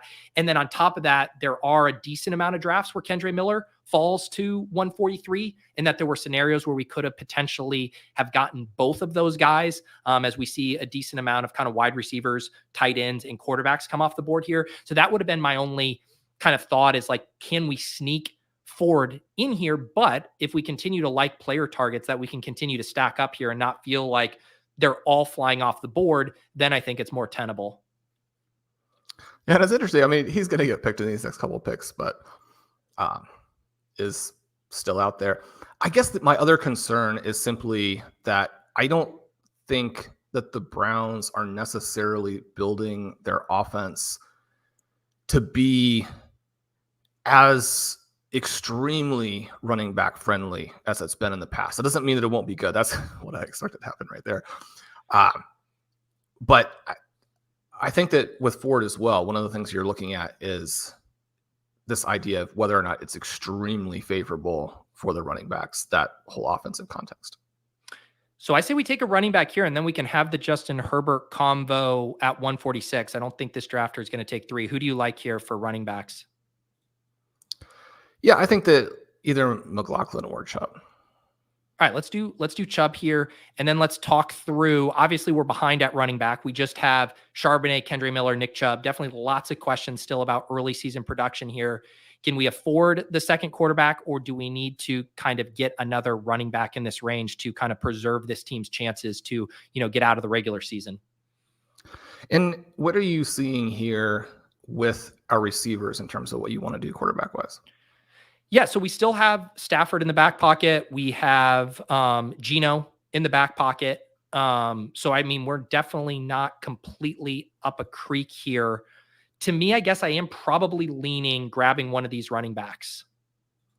Yeah, I think that McLaughlin there is the way to play it, in that when we're looking at individual teams and what would give you the massive upside that you're going to need to have. Obviously, in this one, if things don't work out with Kamara, with the Saints, we've mentioned before this idea of having most teams feature either a Kenneth Walker or a Zach Charbonnet. But as you get a little bit lower, it's easy to understand how, if you are able to cobble things together, that Nick Chubb could be, the RB1 specifically during the fantasy playoffs. But the Denver Broncos situation is the best situation in all of fantasy football for the running backs. It's going to be better than the situation even in Miami. We don't know who is going to be the biggest beneficiary of that, but it's going to be huge. And some of the things that we've seen from Sean Payton in the past suggest that he's willing to be patient with those rookies, and that someone having the type of snap share that McLaughlin had last season is in no way eliminates him from being the guy the next year. There are a handful of things that he needed to do, like be able to play on passing downs and block. And I don't take that heavily into consideration in the vast majority of my drafts. But when you have a situation where sort of the two starters had a bunch of pass blocking snaps last year and he basically didn't have any, and they're talking about him being the first guy at practice every day, and that is one of the areas that he has made huge improvements. They say all the things about, we're not actually hitting people. We don't know if he's going to be able to do it when, the bullets are flying. But there's just this very real scenario where Estime doesn't really do that much until 2025, or the overlap with him is Williams. And the way that these Broncos running backs are being priced right now gives you so much room to beat ADP. And I think this is a situation where each individual talent is a little bit better than people realize. But there's also just a humility deal where I don't feel that comfortable predicting who it's going to be. I do like Javonte Williams because I think he's got a chance to be a top 5 running back, and that's not where he's being priced. But even with that being the case, Jaleel McLaughlin is going to, he would have to be completely sidelined to not give us value with this pick here in round 13. And he could be the guy that makes this 0 RB build work. One of the things, especially when you get a little bit more extreme like this draft is, you do start to get into a situation where maybe none of the guys are super clear to us, but those are the teams that win the whole thing because they do hit on the players who were extremely undervalued. And that's what you have to have. You have to have these teams. Now, one of the things that 2024 gives you is there are so many teams where you actually have those 6 early receivers, and you're like, I still had 2 starting running backs. How is that possible? We don't have that here, in part because we have both Kincaid and Bowers, and then we took the QB who fits with our 2 guys. But the running back upside there is still very fun. I like this group of running backs that we have. I should also mention here before we pick in the 14th round, Shawn does have a new article up on RotoViz posted a couple days ago that goes through this entire backfield, about as good of a deep dive as you are going to get, going through the profiles of every one of these backs, why Shawn is so bullish on these backs in this Bo Nix, Sean Payton offense with the historical data to back it up. Highly recommend reading that. The title of the article is 2023's Best Player Hack, points at these 4 RBs as potential tournament winners in 2024. Shawn, we're on the clock.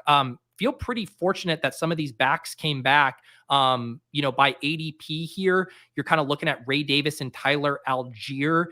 Do you have one of these that you think fits best on this team? Well, I think it depends on how comfortable you are with our early season scoring. I think that Davis has more standalone. I think that Algier has a lot more upside. Well, I don't think we're necessarily precluded from taking both of these guys. So let's take crap.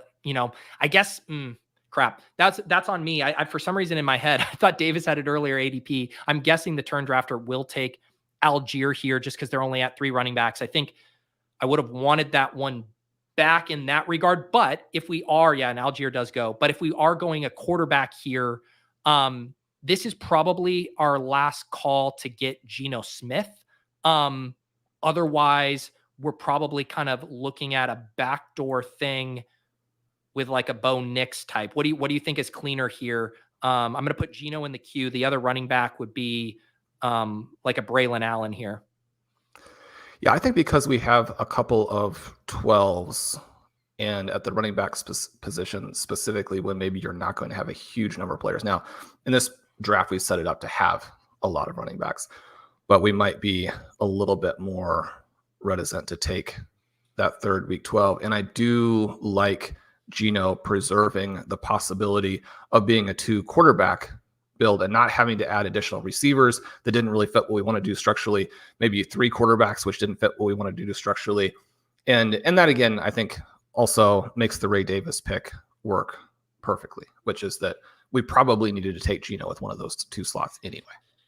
And I think it would have been a little tougher if either Bucky or Algier came back. I think both of those guys would have made sense. Obviously, any running back with a pulse makes sense on this team. But yeah, I completely agree with the roster flexibility stuff because this team, it's not often a team might necessitate an 8 running back build, but I actually think where we're headed, this could certainly be one of those. We're at a 2-5-6-2. We have 3 more picks left. The quarterbacks, Dak stacked up with Ceedee Lamb, Geno stacked up with Charbonnet and JSN. The rest of our running backs, along with Sharbs, are Kendre Miller, Nick Chubb, Jaleel McLaughlin, and Ray Davis. The rest of our wide receiver room, along with Lamb and JSN, is Cooper Kupp, Devontae Smith, Jaden Reed, and Ladd McConkey. And then we got our 2 jacked up tight ends here in Dalton Kincaid and Brock Bowers. So yeah, I think because there wasn't a running back screaming at us there, I do think maintaining the flexibility to throw 3 more late darts here makes a ton of sense. And you and I have discussed this a little bit, how the very last picks at running back are probably going to be more accurate, or they're almost guaranteed to be more accurate in the couple weeks right before the season starts. And yet there are a lot of names I still like. Yeah. And that's the thing too. I think for me, and again, when I was making the video, Bucky was the last running back I mentioned. And I think if I made the same video a week before the season starts, I probably would be sliding more names, more running back names super late. But right now they're slightly murkier. But I guess on the flip side, for our purposes, I don't see a ton of difference in the player. Once Khalil Herbert's coming off the board, Dobbins, blah, blah, blah, like all of these guys down to probably some of the running backs we're going to take who often go undrafted, I don't necessarily see a huge difference in them right now. So in that regard, I don't think we're missing out on much by grabbing our quarterback there. And I see a decent amount of running back names that are interesting to me here. And we can pull up, ADP. Shawn, I guess I'll just float. Does this feel like an 8 running back build to you, or is there another position or maybe a specific player that would kind of push you to grabbing another somewhere else? Well, there are so many interesting Arizona Cardinals receivers that if you want to take one of them in the 18th round to go with your Cooper Kupp selection, you can always do that. And so that's a possibility if we feel like that's a better pick than the running backs. I think once you get to 7, you're feeling pretty good. But yeah, 8 running backs does work on this team. What do you think, Shawn? By rank, Dameon Pierce, Roschon, Tyrone Tracy kind of stand out to me. Yeah, there are probably other ways we could do it more efficiently, but Pierce is probably the way I would lean. All right, sorry, I didn't get that one in time there. So I got Roschon Johnson. I can put Pierce at the top of the queue. Start talking out which wide running back you'd like here. Yeah, I mean, Pierce is one of those guys where I do question the talent. And so that part for me is always a little bit of a hang up, but I also question the talent of the player ahead of him. And for the same reasons that we like the Houston Texans, receivers, this running back group, I mean, the Texans could be so dominant, and they could be so dominant in the run game, even though their running backs are very poor from a talent perspective, that if Pierce emerges into any sort of committee, which again just seems very likely to me, he's going to score points. He's going to have standalone value. If you have a situation where, and one of the things that they've mentioned with him in the contrast between his rookie season and his second season is a little bit of a scheme misfit, and that, maybe he goes away. They've talked him up. I would certainly like to think that there are things that they can do to coach him up. And if that running game works, which I do think that it'll work, and maybe it doesn't work through him. Maybe it really is just Joe Mixon, even though Mixon is, in that group of the 5 least talented starters. But Pierce is a huge upside swing. And I don't know that some of the other backs in the range have that quite the same way. Roschon, very interesting. I still think there's a chance that Herbert ends up on a different team. And I mean, Roschon is very much a high value touch type of profile. I think if you don't have, one of the things that's kind of weird is my DeAndre Swift ranking is somewhat aggressive, even though I have a lot of questions about how he's going to actually work there. And I do find that Swift also ends up being somebody who hits this exact pocket where in many drafts, I don't have other people that I'm necessarily looking at. We didn't take him today, which I think was fortunate in some ways, because you're able to get Roschon here. Perhaps the talent gap between those two backs is also not that great. Roschon might be a better high value touch player just overall. I think that you want to be aware of what all 3 of those Bears running backs can do for you. I'm glad we got that pairing there in the 16-17. It is feel the Bears and Broncos backfield, obviously not perfect, 1-for-1 comps, but a lot of similarities there, where it's like, yeah, there's a lot of uncertainty about Javonte and DeAndre Swift and kind of where their meandering career has led them to heading into this season. And you can squint and tell yourself the scenarios where they massively pay off that tag. But you can also, from a portfolio perspective, want to, again, like you say, show some humility. Think about the ways, hey, if the most pricey guy here fails, who stands to benefit the most? And so now on this team, where you and I have drafted a lot of Javonte and DeAndre Swift, we have a McLaughlin and a Roschon team too, which again, even you who has often very extreme player takes, kind of saying in these backfields, we need to be taking stabs on all of these guys because the opportunity is massive. There are going to be winners. Basically, where they're priced, it's almost impossible for one of these guys, if not 2 in some of these backfields, to outperform their ADP. And so similar to how we had the 1 Seahawk running back in every draft rule, you're kind of inching toward a 1 Denver running back, maybe a 1 Chicago running back in as many drafts as you can pull off. Yeah, completely agree there. And Roschon and Dameon Pierce, probably 2 guys who it wouldn't change their prices a lot, but they're like mildly overpenalized because people were more excited about what they were going to do last year than what they did. And sometimes in these late rounds, the guys who have, are a complete black box they get pushed up a little bit simply because they don't have that penalty from having disappointed last season. So we are headed toward our last pick. We do have the 2-7-6-2 here. We saw a couple, only 2 other running backs go since we took Dameon Pierce, although they are some of our favorites around here. Audric Estime at 202, Tyrone Tracy at 207. I'm still leaning toward wanting to grab an 8th running back here. Will Shipley is kind of interesting because we have Devontae Smith, a guy we took on our very first Best Ball Breakfast stream when this contest opened. I know you've been in on Garendo. Is there anything else you're seeing here that makes sense for this team? I think that you could go with Tolbert, but that's as the double. I did miss that element there too. What do you think? What do you think's the better pick here, Tolbert or Shipley? I think it's Shipley. Yeah. I kind of wanted to go there anyways. I feel like an 8 running back build is pretty rare for people to see. And yet I think structurally it is absolutely what this team needed. I mean, knowing that we have kind of so few sure things, specifically at the start of the season. You know, like there's legit chances that Sharps, Kendre, Chubb are offering us nothing at the beginning.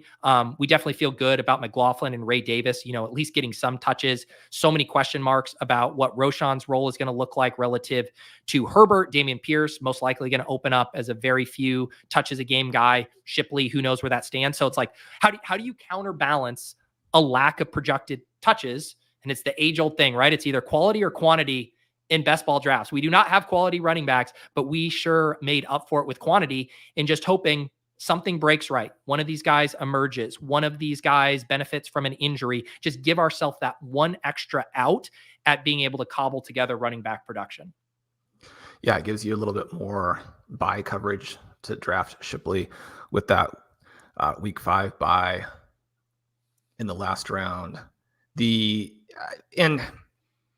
The mix here, I think, is really important in that you described some of the concerns that we have for those top guys.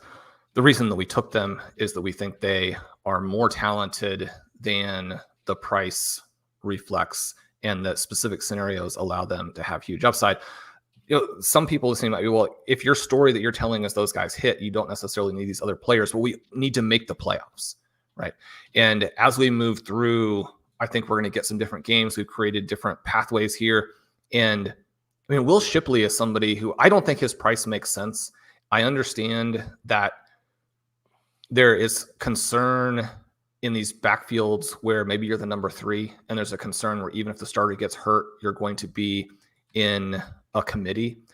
I've got an article that'll come out in the next couple of days that I think will be called the Zero RB Prep Kit, where it just kind of goes through these elements that I'm looking for from the players, where we're looking at talent, we're looking at offensive context, we're looking at their current ranking on the depth chart, and we're looking at whether or not they have that pass catching upside, which obviously Shipley does. One of the things that has been bandied about a little bit with the Eagles would be that the new offense will throw the ball to the running back more. I think that's hard when you have the specific players that you have, but certainly there'd be some reason to want to do that with Barkley. I mean, Shipley is basically, well, certainly Shipley is not a young version of Barkley, but when you look at what Barkley is now, Shipley is massively penalized because he had a poor final season for which there are probably some explanations.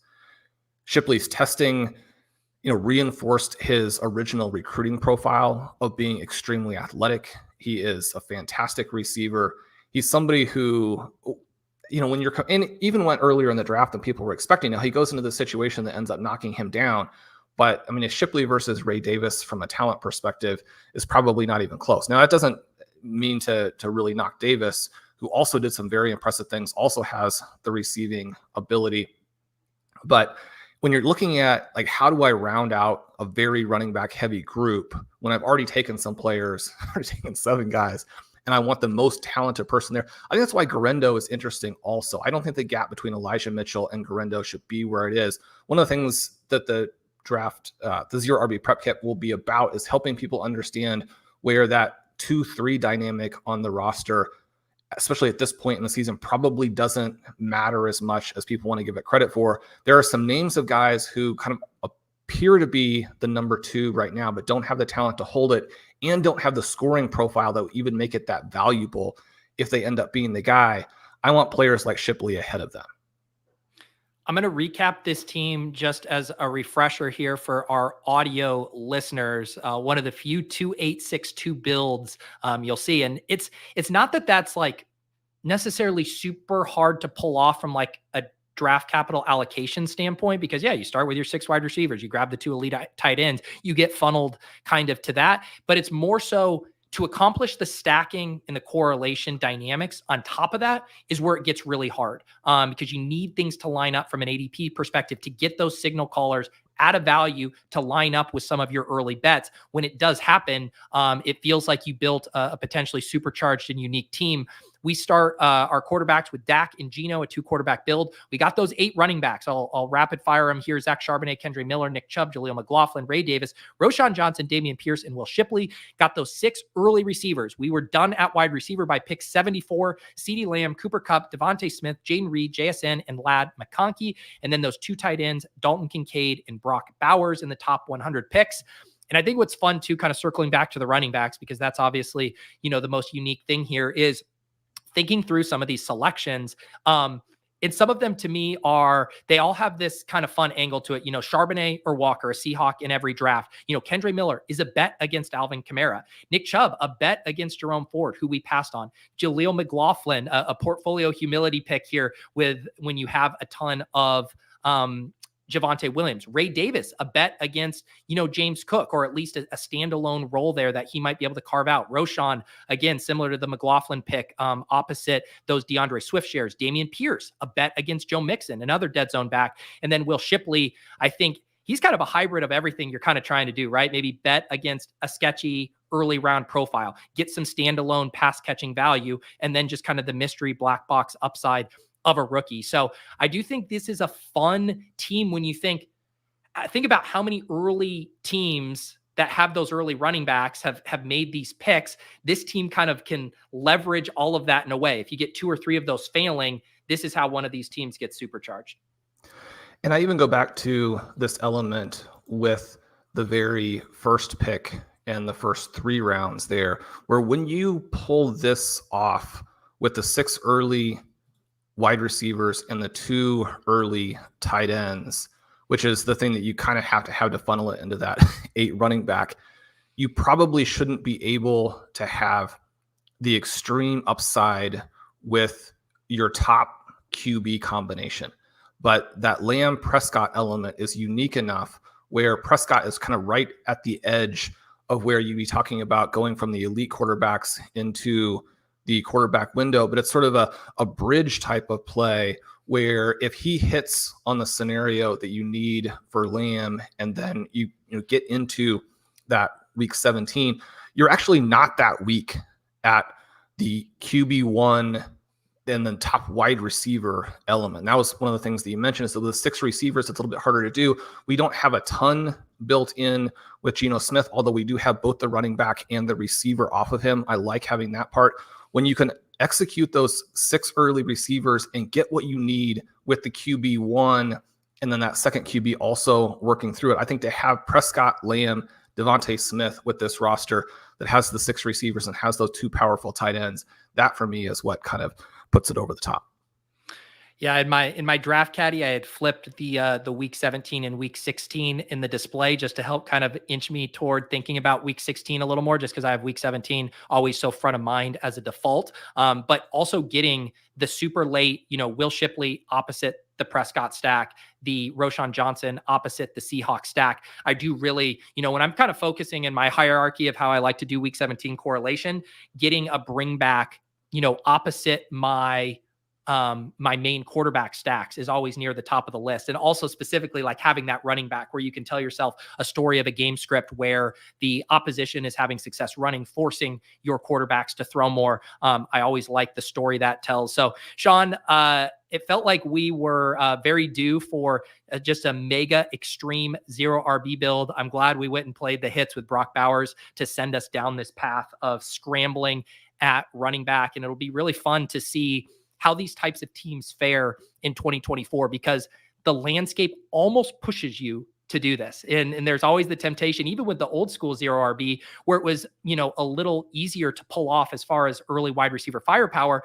The risk you run is that you pull out too early, that you worry, and don't clip that you stop taking wide receivers too early because you get panicked about your running back slots. This is the opposite of that. We did not panic. We kept grabbing the best players and then filled out the rest of our draft with 8 running backs.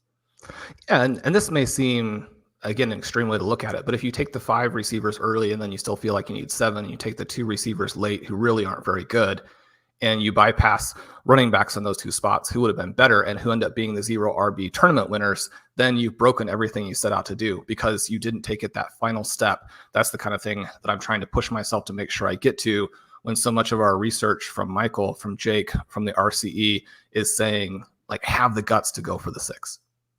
One other thing I wanted to ask you about too, because I was looking it was a fun thing now going back and knowing that we took McConkey as the kind of slight ADP faller. I'm trying to think what we would have done if we went JSN and then got sniped on McConkey, what that would have done for this team here. I guess it probably would have meant Brian Thomas was coming back to us, right?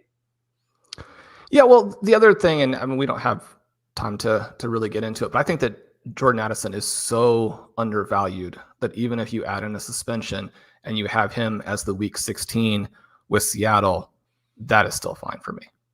Yeah, I know we've been trying to get price watch for all of you guys curious about the new Jordan Addison price points. He does fall to pick 78 in the middle of the 7th round. So basically a round fall based on where he was going. And I do think, unless we get incredibly bearish news about a suspension, I do think he'll stop there because of just this kind of clear pattern that's emerged in drafts where these are the running backs here. He falls in between Montgomery and Kamara. Generally, there'll be a bit more of a wall there. I don't see him really slipping past the Jameson Williams, Keon Coleman types, but that will be interesting to watch that unfold over the coming days.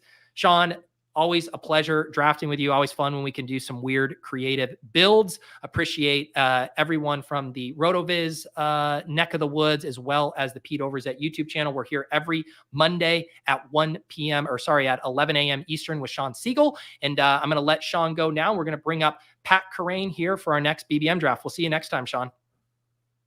Scuba Kerrane, Patty Millions, Peacock Pat Kerrane on the 1s and 2s. Are you kidding me? Kadarius Toney? 98 yards to the fucking house against Carolina in week 10.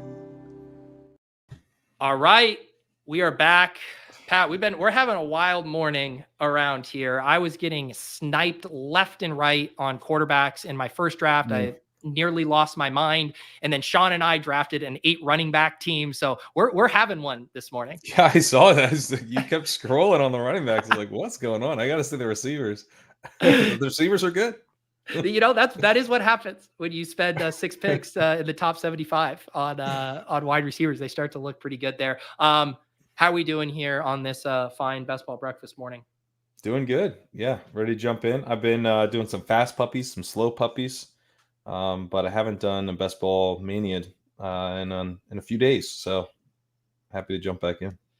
Yeah, obviously around here for Best Ball Breakfast, we are doing exclusively Best Ball Mania drafts. But I don't even think I mentioned, I know everyone around here, if you're watching a Best Ball stream on a Monday at noon, you know about these contests. But if not, Underdog did drop 2 contests recently, the Fast Puppy, the Slow Puppy. The Fast Puppy is 20-second drafts, fast drafts, 200,000 up top. The Slow Puppy, obviously slow draft with the full 8-hour clock, and then 100,000 to first. There, I got to do a handful of fast puppies over the weekend, and it's always funny to see the slight disparities between those puppy rooms and BBM.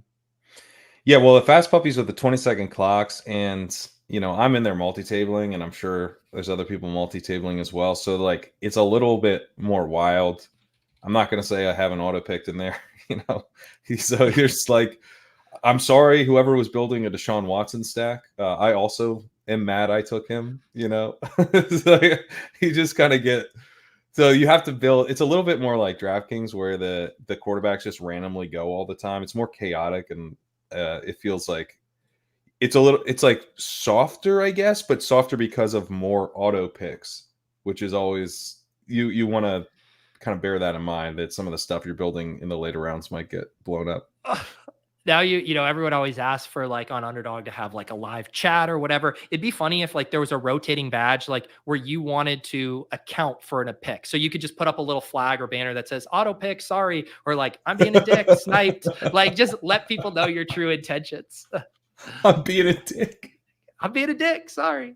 Everyone was being a dick in my first draft. I had to, and I end up like code switching too, because I'm like, just on mega tilt, and then I see Shawn in the hopper. I'm like, all right, this gets simulcasted onto the RotoViz airwaves. Let's get a sense of decorum. Not bringing Shawn on while I'm on rabid tilt. I'm like, Shawn, so great to see you. We're doing fine. Lovely morning. We did hop in the draft filled. We got the 110. I've been on a pretty nice run here of streamed and content drafts from the top of the board. So Pat brought his run bad over here. You know, Pat notoriously runs bad in best ball. So we got the 110, Pat. It's true. Yeah. Everyone talks about that.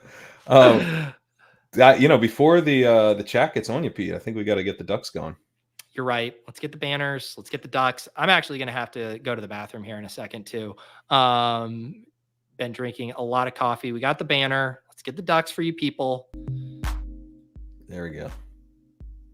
There you go. I was telling the chat earlier, last year I did the world's fastest slow draft. We're going to run it back on Monday.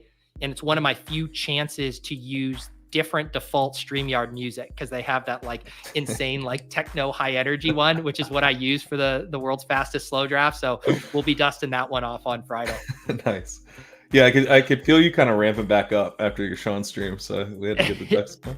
Yeah, we'll get the ducks. Ducks are fairly soothing around here. All right.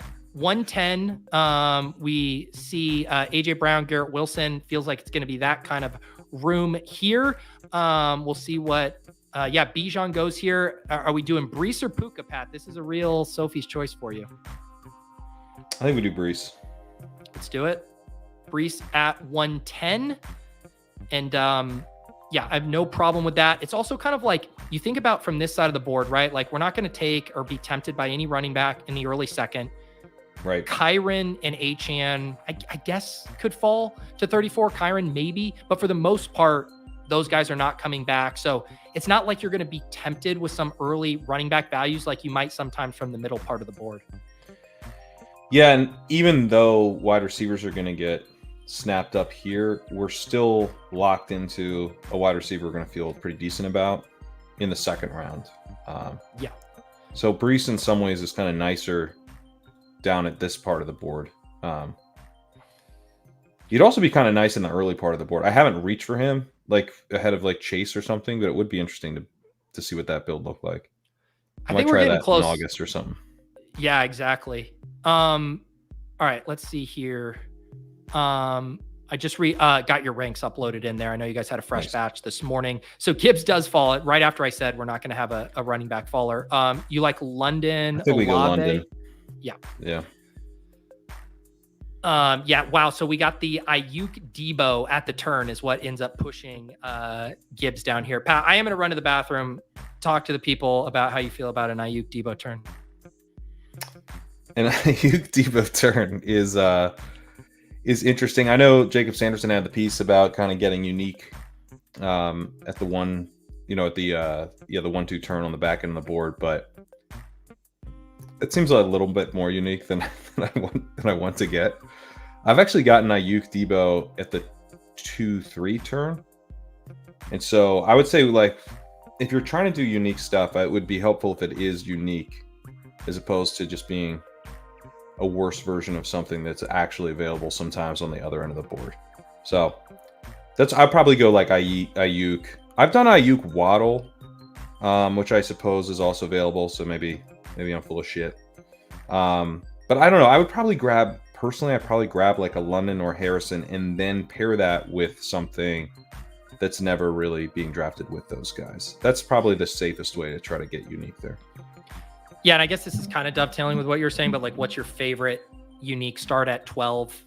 To me, it's like taking whatever's, there, like if you get the Puka or Wilson or even Gibbs, and then pulling up one of the wide receivers at the 2-3 turn. Yeah.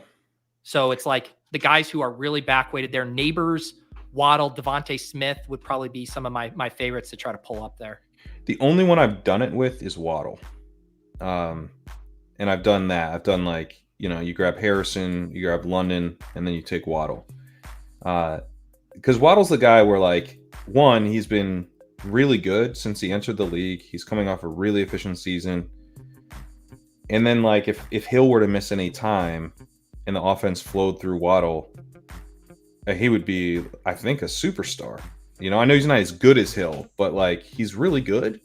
Yeah. So he's the guy where it's like, you're kind of betting on a certain type of season that unlocks this extra layer to his game. And of all the guys there, like, I don't really feel very confident that anyone else has that kind of bull case. You know, we're kind of drafting them closer to. I guess Ayuk sort of does, or Debo sort of does, but like I don't know. I feel more confident in the Waddle one, and it's just clean. It's like Tyreek misses 5 games and Waddle goes nuts.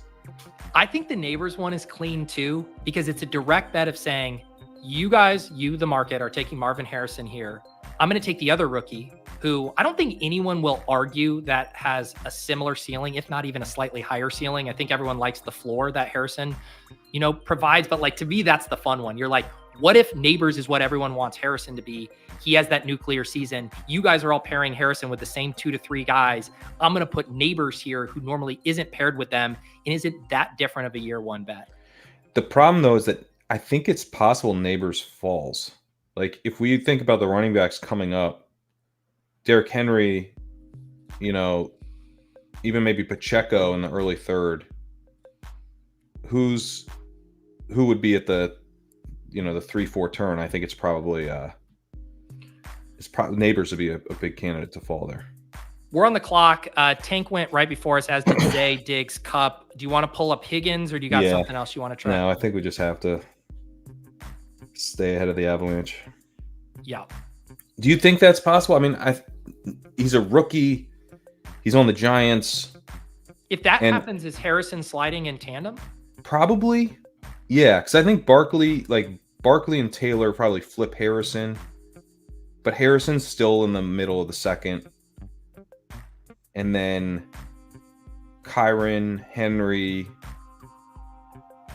I mean, Etienne and Pacheco have a long way to go to flip Neighbors, but let's say Kerrane and Henry flip Neighbors. I think it would be some of those other veteran wide receivers. I think it would be like Kupp, Steam, Metcalf, Steam, Evans, Adams. Like, those would be the guys that could surge with casuals being like, what the hell are we doing with these guys? Laporta and Kelce, I also think, could flip him.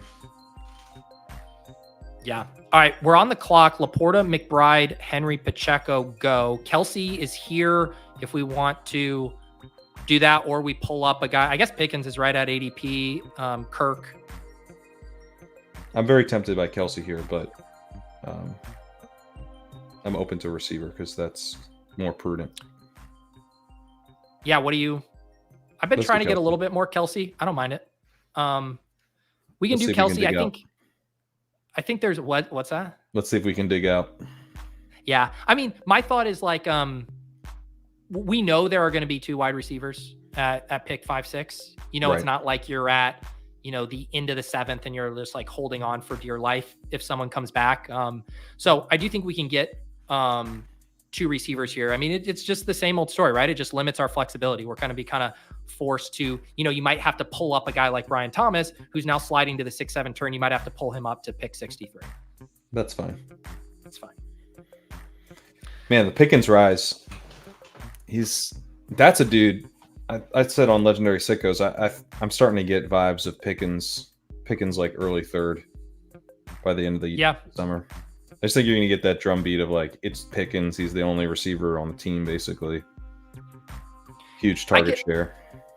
I could see that, right? Like, Zay Flowers kind of middles the Tank Dell and the George Pickens things, right? Where it's like, oh, 2nd-year wide receiver, but people feel a little better like, oh, he could be the 1A, or at worst, he's the 1B. I could see the market swinging back on Tank, being like 3rd wide receiver. He weighs 120 pounds, soaking wet. I want to take George Pickens over him. I think the interesting thing, though, is like, if all these running backs are moving up too, which we did just see, Pacheco went at pick 37. So maybe that's happening sooner than we thought here. Although it's from a red badge, so maybe the casual thesis doesn't hold water there. But I do wonder, can all of these guys move up in tandem? Like, who's really falling in that case? Yeah. I don't know. I mean, I think they can to some extent, because who falls is, I mean, a lot of these receivers fall. There's lots of these receivers that even the people who draft receivers really early weren't taking this high a few months ago. Because it's like, we all want to take the non-wide receivers, but we've been like consistently boxed out when we do so. So, but then what if we stopped getting boxed out? What if, taking 3 detours in the first 5 rounds, you could actually dig your way out, or consistently taking 2 detours through the first 5 was like no problem at all. Yep. then I think we would all be actually looking to do that, like knowing that we can build really strong teams with 2 detours. Then that would almost be like the default build at that point. So, that's where I think like you would have the people. We basically the rooms would stop enforcing these insane wide receiver prices if we all knew we could kind of get away with loosening up. True. Yeah, and that was kind of what Gretsch was saying too, where he's going to be like more willing to take those guys knowing you're not going to get punished on the reverse. Exactly. All right, we're about to pick here. You do get the classic, Jacob sliding a little bit. James Cook, I guess, is right at ADP. This feels like a spot to grab Xavier Worthy or Rome. Yeah. I mean, I think Worthy makes sense as the stack with Kelce, even without Mahomes. What do you think about Rice over Worthy? Which is interesting to me. I mean, if he doesn't get suspended, don't you want Rice? I think so. I guess my thought would be now just still continue to play the ADP game with them and like continue to enjoy the Rice value while it lasts. The Worthy value is becoming real, though. I mean, he's available in Yes. the late 6th now sometimes. Not in this Yeah. room, but. Yes. And I still have no problem. Pick 58 seems completely fine. We see Rome, Godwin, Hopkins all immediately come off the board here. And as expected, you're looking at like a Ridley, McConkey. We can pull up any of these wide receivers here. I'm not really tempted by Jacobs in this build. No, I think we go receiver. Honestly, I'd probably go McConkey, but Ridley's fine. Ridley's fine if you want to do that. I'm really struggling with Ridley. I'd rather do McConkey, I think. Yeah. What is your exposure to Ridley? I think I'm pretty low. It's got to be extremely low. I'm at 0% and $12. Yeah. When you've done like 500 drafts, you can draft someone and still be at 0%. It's funny because I'm working on a video that'll come out in the next couple days, my favorite pick in each round. And I also had Michael Dubner kind of with his exposure sheet pull up my exposures by round. And I'm tabbing through, and this is for all my drafts, not just BBM. And there was only one 0% guy in like the top 14 rounds. And I mentioned it in the chat earlier, but can you guess who my 0% guy is? That I haven't clicked a single time across 200 drafts. Henry? It's not like super obvious. He's cheaper than that. He's a triple digit pick. Oh, triple digits. It's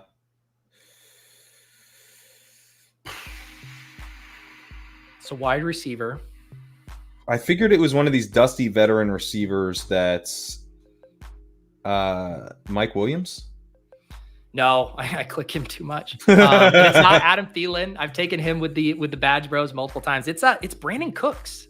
0% Brandon Cooks, who was a topic of the most recent Legendary Upside pod. And Kyle Dvorak is like the world's biggest Brandon Cooks fan. Huge. I had no idea he was huge into Cooks. Just pound the table the whole pod. Loves it.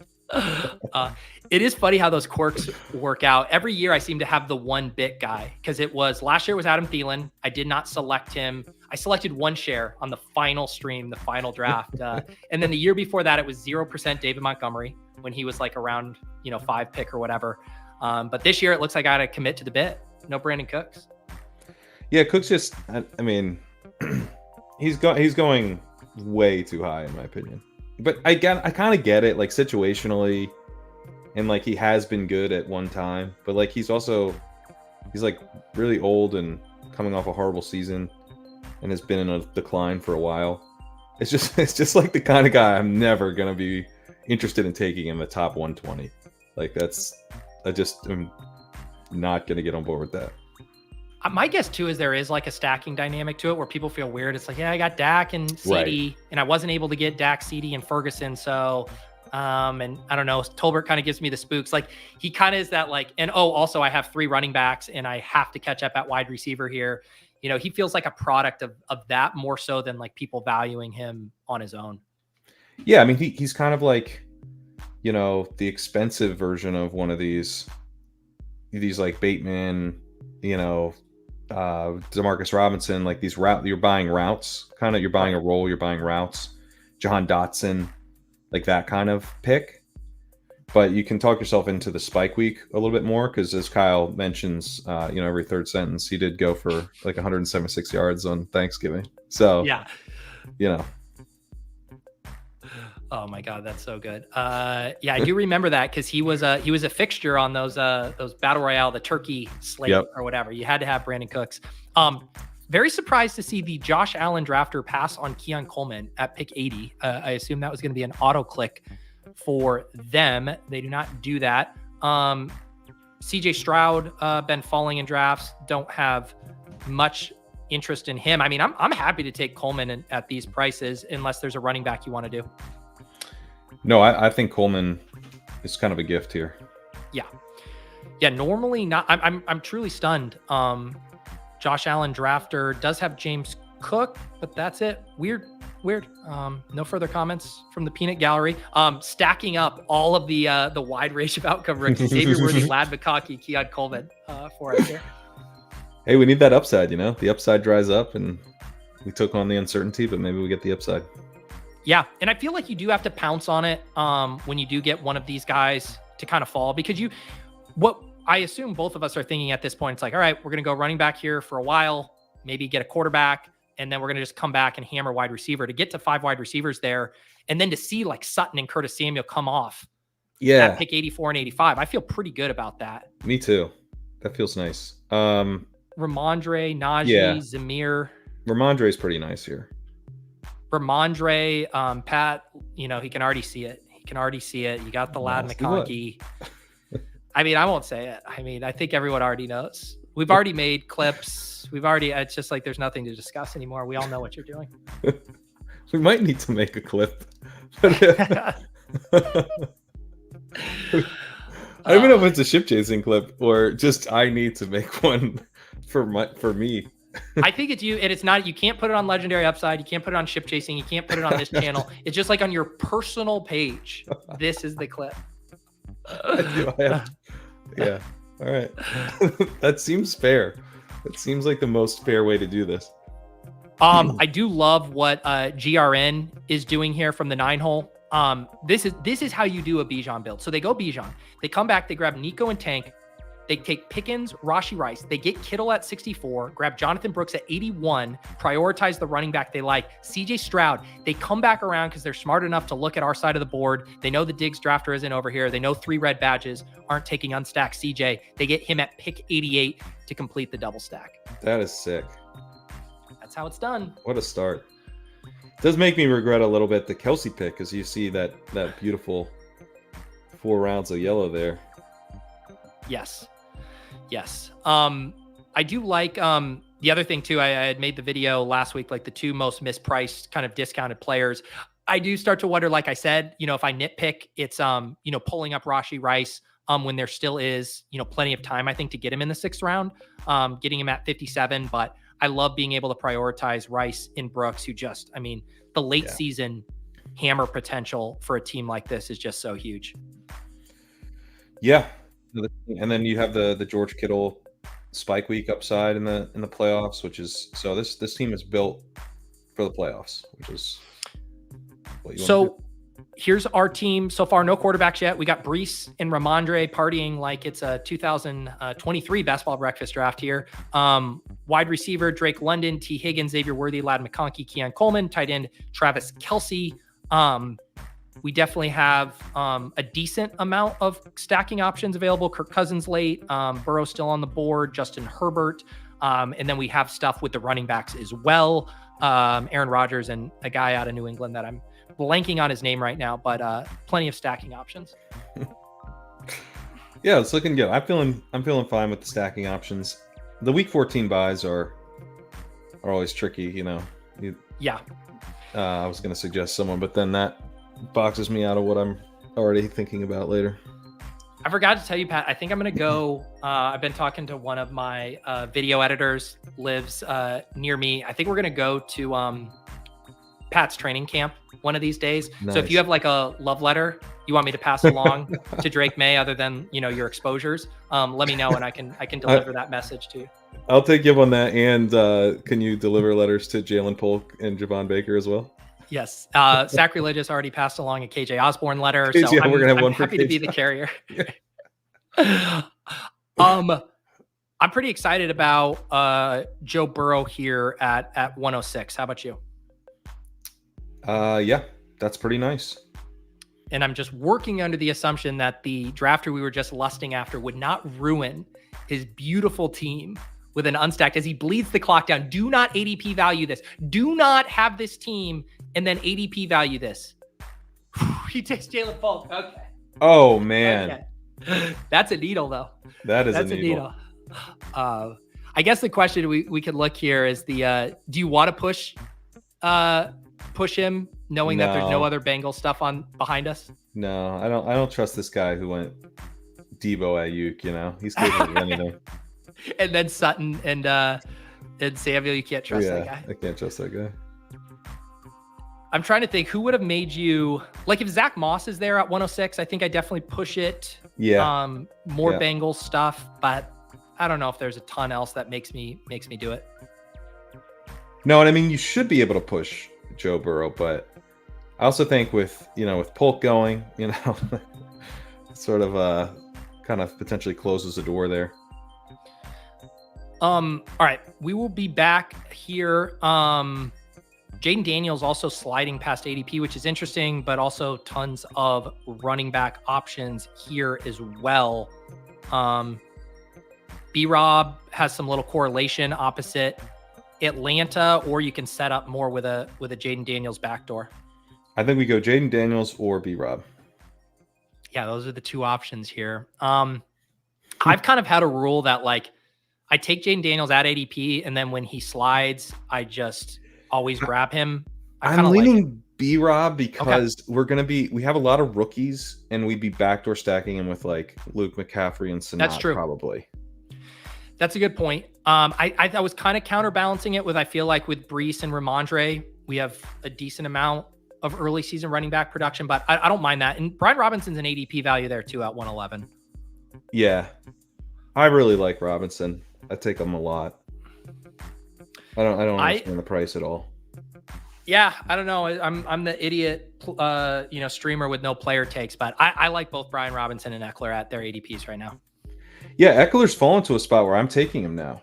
I wasn't taking him at all before. I'm up to 2%. It was like a hard stand against him. So he was just completely mispriced earlier, but this seems fine. And then but I still think Robinson is really, really underpriced. This dude is the lead back. The offense is going to be more run focused and more efficient on the ground, you would expect with a rushing quarterback. He's the early down guy that would be benefiting. Who are they running zone read stuff with? The passing down back, or the very consistent third year early down back?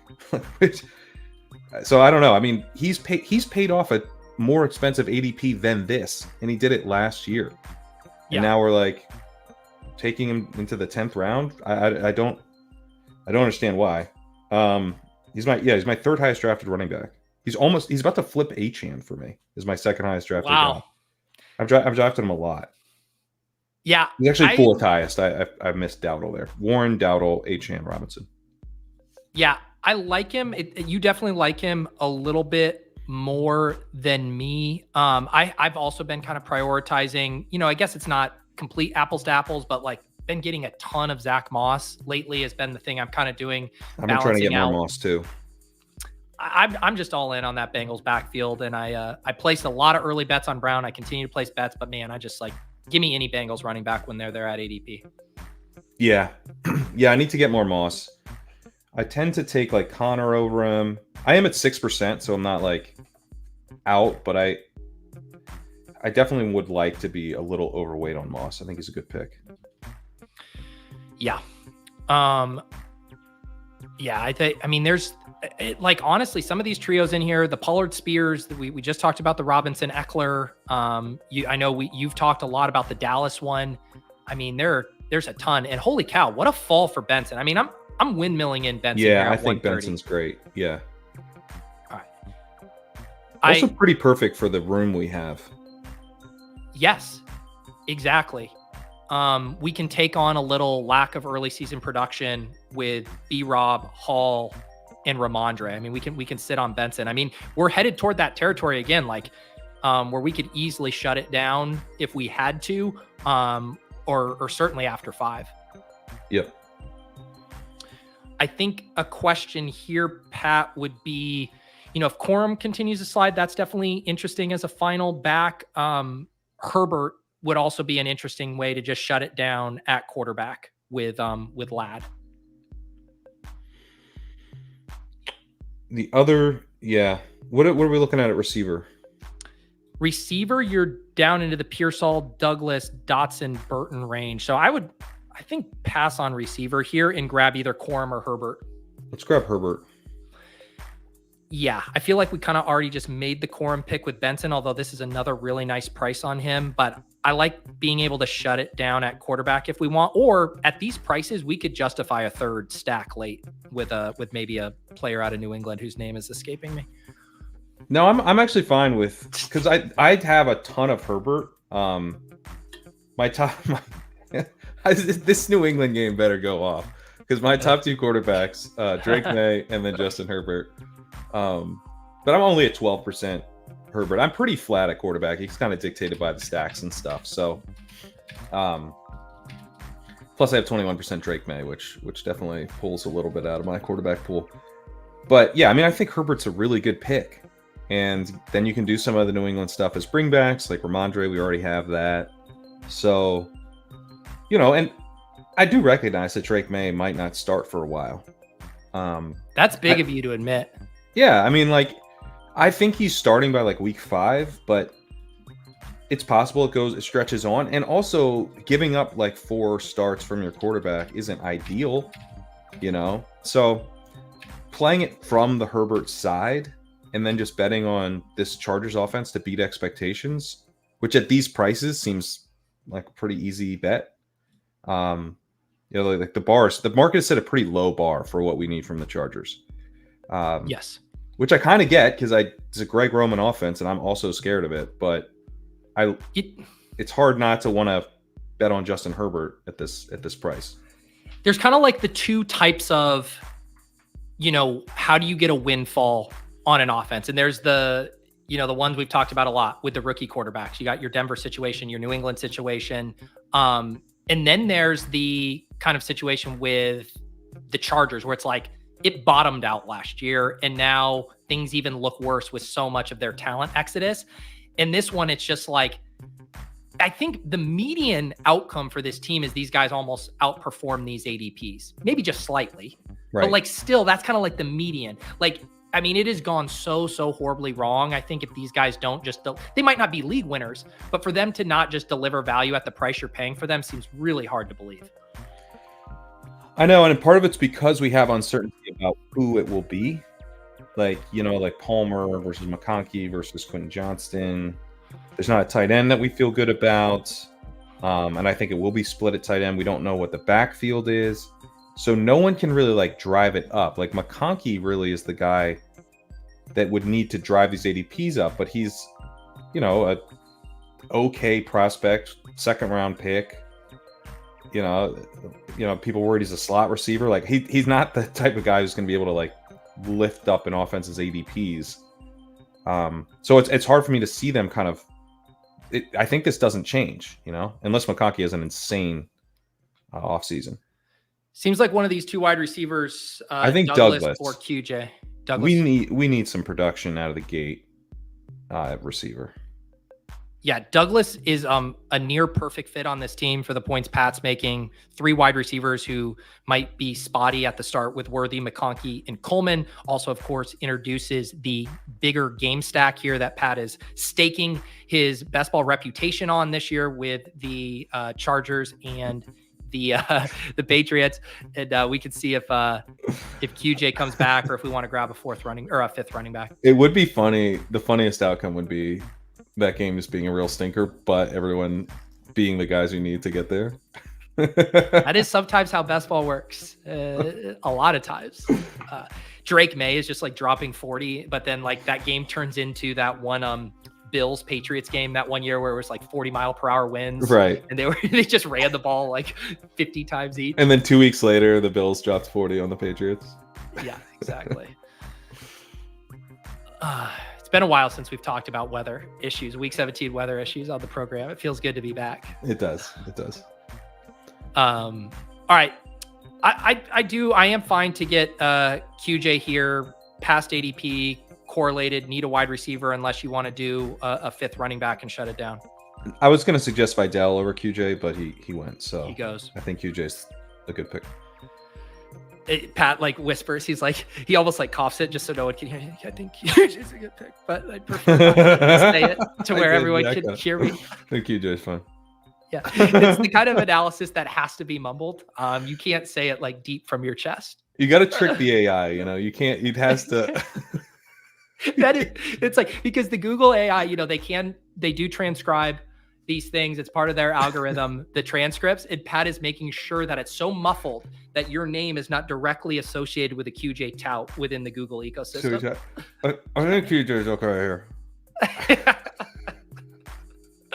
Unfortunately, we got my guy Tony here helping us out with timestamps today, and he will be marking down when in the show you pounded the table for Quentin Johnson. Pounded it. Said, Pete, I'll never do another stream with you again if you don't select QJ.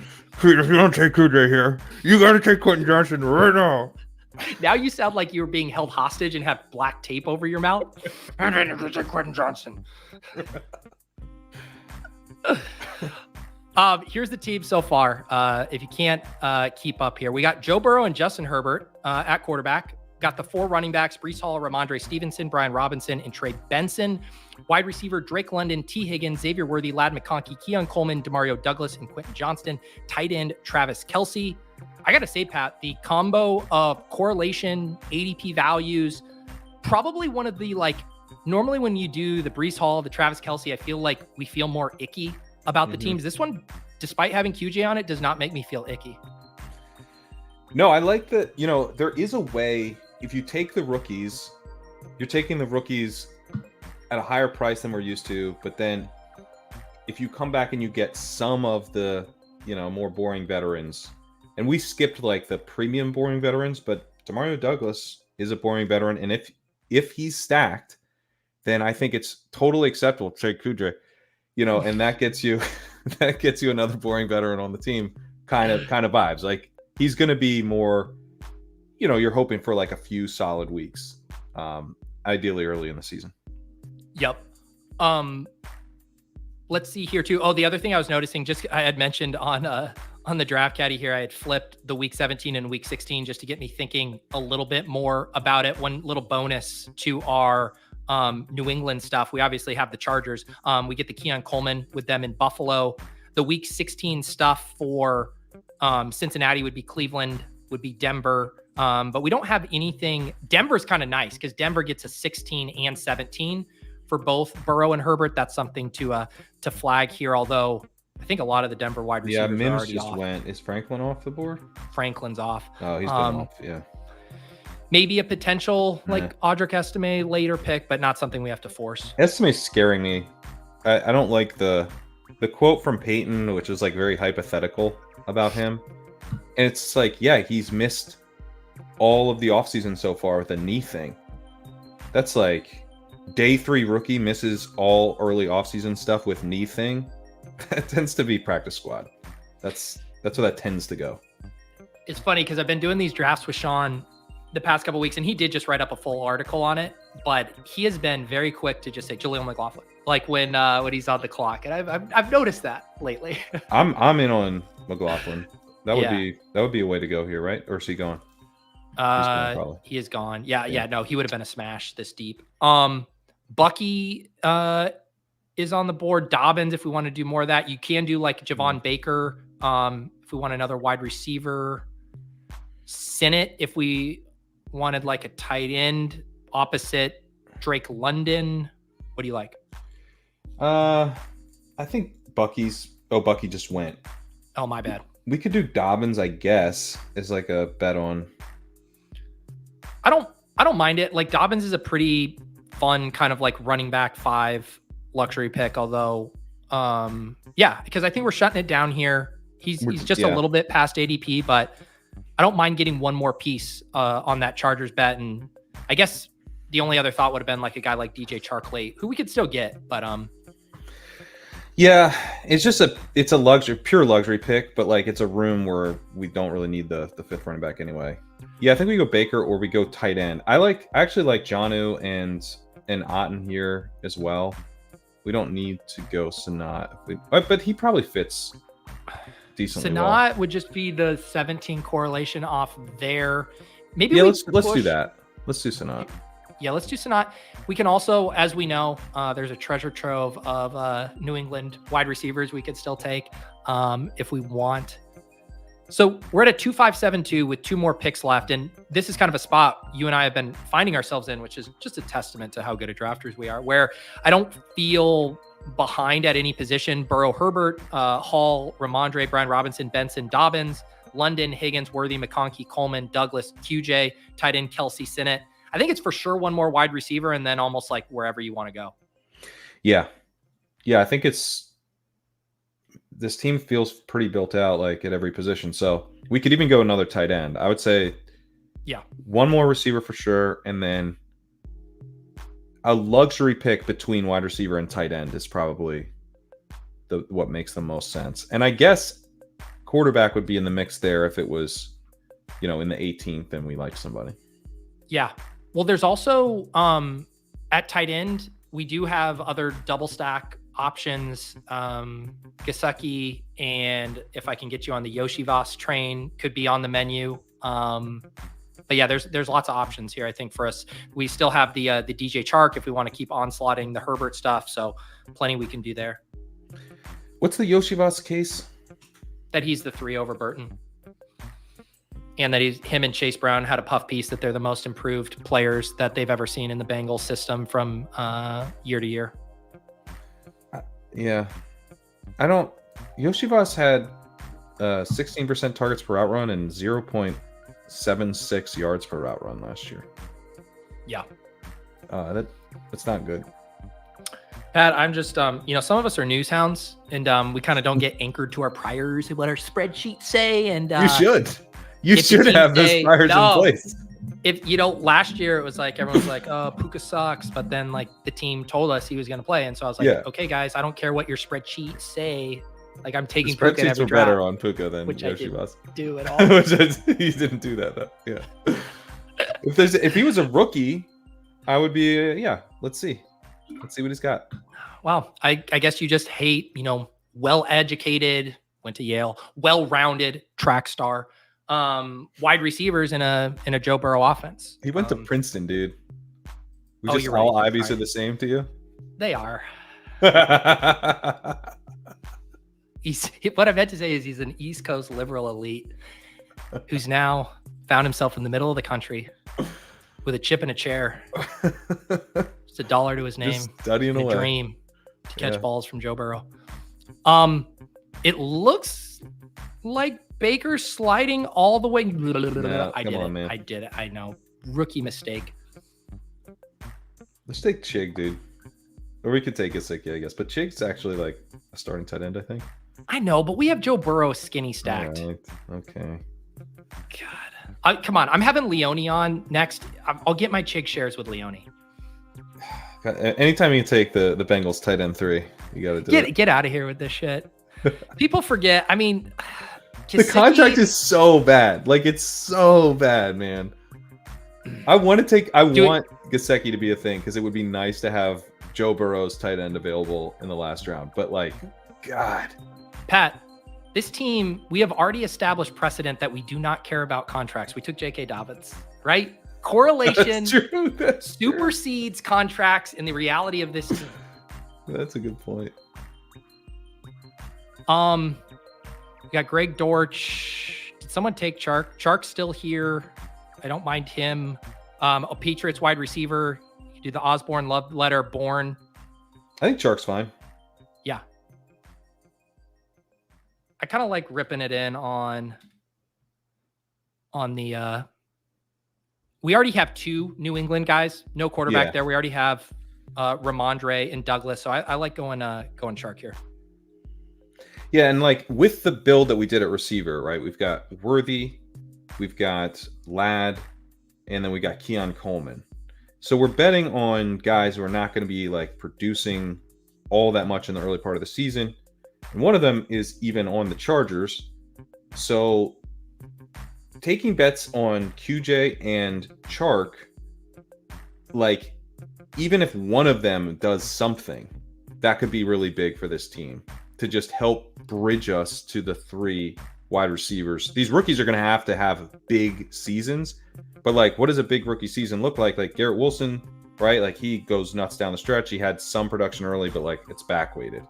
Even these guys who go off as rookies, they often go off in a back weighted way. So, you know, I don't take a lot of DJ Chark, but I think he makes sense here. Like the fact that we have QJ makes me more interested in Chark, not less, because of the way we built the team. Yeah, and this is fun because, you know, I would say the majority of my builds, I'm actually not, you know, super high on McConkey and Keon Coleman. Like I floated the take, my hot take on Off and On the Clock this last week was the year 2 wide receivers in the same range. You know, the Rashee Rice, the Jordan Addison before the weekend, Jesus Christ. Jaden Reed's, like those guys are going to outscore these rookies. And then I'm often taking the rookie darts late, your Troy Franklins, your Devontae Walkers. We flipped it on this team. We took the rookies early, and then we got the, you know, the back-weighted veterans, or sorry, the veterans who theoretically can get us some of that early season production. I say theoretically for Quentin Johnson, but Demario Douglas, DJ Chark. So I do kind of like how we still get our early season production. We just backed into it in a different way. Yeah, I like it. And the tight end room's interesting with Kelce because we took 2 really low floor swings, but guys who could be pretty helpful at the end of the season, which makes sense with Kelce. Yeah, and we had that, you know, pick. You know, we could have done, you know, a 3rd quarterback if we want. Although Drake Bay did end up going 1 before us. I kind of like the 3rd tight end where it's like you said, Sennett and Gesicki both could be like stone zeros, and then I also wouldn't be shocked if one of them had a 2 TD game in week 17. Yeah, or even week 16. Right? Like that would be nice. Kelce could go nuts. Kelce could be the guy, but he doesn't necessarily go absolutely nuts in week 15 and 16. You know, like that's pretty likely. Even his best seasons, he's not like crushing every single week. So I like the 2. I mean, Sanat's definitely back weighted. Gesicki is kind of more binary. He's either something or he's nothing, but he's if he's something, then he's got a pretty good chance of catching a touchdown or 2 from Joe Burrow in any given week. All right, I'm going to recap this team once more for our audio listeners. Also, if you guys are new on the channel, have not hit the like and subscribed, please do so. Also, highly recommend subscribing to Pat's YouTube channel over on Legendary Upside. All kinds of good stuff going over there, including a couple recent podcasts, the Rankings Pod with his Rankings crew, as well as a new Legendary Sickos with Eric Beimfor. Love listening to both of those. Here's the team. Joe Burrow and Justin Herbert, our 5 running backs, Breece Hall, Ramondre Stevenson, Brian Robinson, Trey Benson, and J.K. Dobbins. Our wide receivers, Drake London, T. Higgins, Xavier Worthy, Ladd McConkey, Keon Coleman, Demario Douglas, DJ Chark Jr., and our 3 tight ends, Travis Kelce, Ben Sinnott, and Mike, his contract doesn't matter, Gesicki. Love it. Yeah, I'm trying to think anything else on this team. I mean, it broke well. I feel for us, and I think we did have that luxury pick. I don't know what more I'd want back. What do you make of this Trey Benson slide? I have not seen him slide this much yet. I think it kind of makes sense, and I think that this becomes the new price when we get to the end of the summer, or as we get to the end of the summer, because there's just not been like any rumblings of Benson kind of establishing himself with the first team or threatening Connor in any way. And I think the default assumption when you have a talented rookie come in is that that's going to affect the starter, but we haven't gotten those reports. Now, the Cardinals are a team that don't get covered all that in depth. And so I'm open to changing this opinion more quickly than I might for like another team, where it is possible that we get a report in a couple weeks that's like Benson's like heavily involved. And I think we should essentially just like, I would say the Cardinals, the Falcons, those are probably the biggest two, are like, they're just not covered as in depth as the other teams. And so it's a little bit more of a news desert. And so we want to be quick to move off of this idea that Benson's not making noise. But so far, it seemed like he really hasn't. He was a committee back in college, his entire career. He's a third-round pick. Lots of third-round picks really don't do much as rookies or ever. And so, like, is he more of a contingent? He might just be more of a contingent value play. Yeah. But on this build, like, you get that, like, at this price, he's a pretty good contingent value play. Yeah, that's what we want. And all of this everything I said could be totally wrong, just based on the fact that we don't get as much reporting out of Arizona as we do for other teams. Like, it could be possible that Benson actually had a much stronger camp, mini camp than was reported.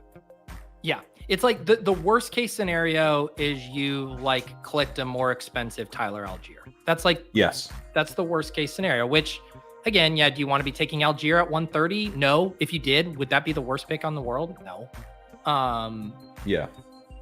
The thing that is really fun, and I feel like I haven't been able to get to my value hound roots in a while, just because these stream rooms are so sharp and everyone kind of scoops up value. But when you get Burrow at 106, when you get Trey Benson at 130, when you get these falls on guys, it really feels like you snuck in an extra pick and always makes the teams look better. Even the Keon Coleman, I know he just slides a couple picks past ADP, but that was one that kind of surprised us. QJ sliding around past ADP, it definitely makes the teams look so much better. Yeah, the Coleman one is almost like the key to the team, because we saw like Sutton and Samuel, right, got snapped up right after we picked him. And I don't think we make that pick. I think we just pivot to running back, and then we're like already behind at wide receiver. We have 4, but 2 of them are rookies. And it's like, we're like trying to, it's just like end up reaching for like a Shaheed or something. Like that's just a very unideal situation. So it makes, these rooms, right? It's like, can you get away with it? Can you get away with the double detour? We did, but like by 1 pick. Like if we don't get Coleman, also Coleman is a risky ass wide receiver 5. So maybe we didn't get away with it, but at least sitting here today, it feels like we did. And that's tough, right? Like, does it make sense to build like that, where if one guy in the 7th round takes a receiver, you're like, well, this team's not very good. But on the other hand, this is a massive tournament, and so trying to shoot for builds that are harder to pull off, I think does make sense. It's just like, are we to the point where you're kind of willing to burn a couple tickets to get, to try to, maybe like half the time this build doesn't work, but maybe you do go for it occasionally to see if you can get a couple of these teams in your portfolio. And I think it also, I always go back. I mean, one of the things that was so cool about your team that took down Best Ball Mania 3 is how you had thought through and literally had written down your thoughts on this ahead of time of like which structures pair together well. And like often if you're doing anchor RB or 0 RB builds, you are needing to use like the Burrow pick, the Herbert pick on running backs. And I feel like the structures we did here paired together in a really nice way, where I often find myself like making what I think is the best pick, but then it's like, all right, I got to set up another backdoor Bo Nix stack, another backdoor. Like you're always kind of forced to that. Whereas this one, we were able to kind of zig and zag through. And because of a couple of those ADP fallers, I feel like we were to get a normal structured anchor RB team, but from almost like a different direction. If I'm making any sense, it feels like a normal team, but we approached it from a different way than most people would. Yeah, because what I think Anchor RB this year is extremely interesting. And one of the reasons I think that is that you can do what we did here. You can take a Ramondre and a Brian Robinson, who are like pretty projectable backs. And now you've got an elite and then two guys. So the elite, when you draft a guy, especially in this environment, right? When you draft Breece Hall, he's filling your lineup most weeks. You know, Bijan, even Gibbs, like these dudes are filling your lineup every week. But then you get Ramondre and Robinson at pick 87 and 111. They're also going to be combining to fill that other running back spot most weeks. And maybe with this build, filling the flex a decent amount in the early part of the season. You're getting that what they're providing for the team is so much, it's priced up so much less than it has been in years past. So, and now you're basically, you can almost be done from a seeking out touches at the running back position, from projectable volume at the running back position. We're basically done. We took Benson and Dobbins, two flyers, basically, you know, a premium flyer and a correlated flyer later. So yeah, that allows you, right, to mix in the quarterbacks in that range, which is where the quarterbacks are, you know, very strong picks this year. And then it's nice to do with the elite tight end because you can, if you have an elite tight end, you can punt tight end to the end, which helps open up spots for receivers where we like kind of needed to take some of the Douglas Johnston types with these rookies. So everything got out of its own way in a nice way in this build. Yeah. And the other thing that was kind of crystallizing as we were talking through what felt nice is you mentioned the Keon Coleman pick really kind of unlocking us not having to panic at wide receiver. And I think what normally happens if you don't get the Burrow slide in the Herbert slide, there's not a clear quarterback correlation pick for you there. So you are either you're taking a running back or you're pulling up a wide receiver because you're saying like, what else do I need? Like there's nothing. Or not Daniels. Forcing the quarterback. I think we would have taken Daniels. Yeah. Yeah. Which was rare in itself too, to have him That's sliding true. 10 picks past ADP. But I think that's what's nice to me as we see the push up on the Sutton Samuel. And we were as able to draft a team where you normally need to be taking at least one wide receiver in that pick 100 to 140 range. It's like eat your peas and carrots with Joshua Palmer. Although Leone's going to come on here in a second, tell me Joshua Palmer is an absolute dessert, I'm sure. And so we were able to somehow sidestep that despite a team that would normally necessitate having to get your Jacoby Myers or whoever in that range. Yeah, exactly. Which allowed us to take Herbert, which is fun. Yes. Yeah. But, you know, maybe the room punishes us in most of the instances of this team, and we do have to skip Herbert and grab that receiver. But, all right. Yeah, it's nice when it doesn't. I'm gonna end the circle jerk of this incredible team we just drafted. Here the Ducks are off. You turn the Ducks off. The Ducks are off. The Ducks got turned off. It's like, you know, I was okay, gushing too much over this team. Pat, let the people know I mentioned the YouTube channel. Some of the stuff you guys got going on over there. Updated ranks as always. What else should people be looking out for over at legendaryupside.com? Yeah, legendaryupside.com. Still just $10 a month. So if you want to check out everything over there, very, very cheap to do so. And yeah, we've got, I'll shout out the podcast. As you mentioned, we had a good rankings podcast last week. Legendary Sickos was fun last week.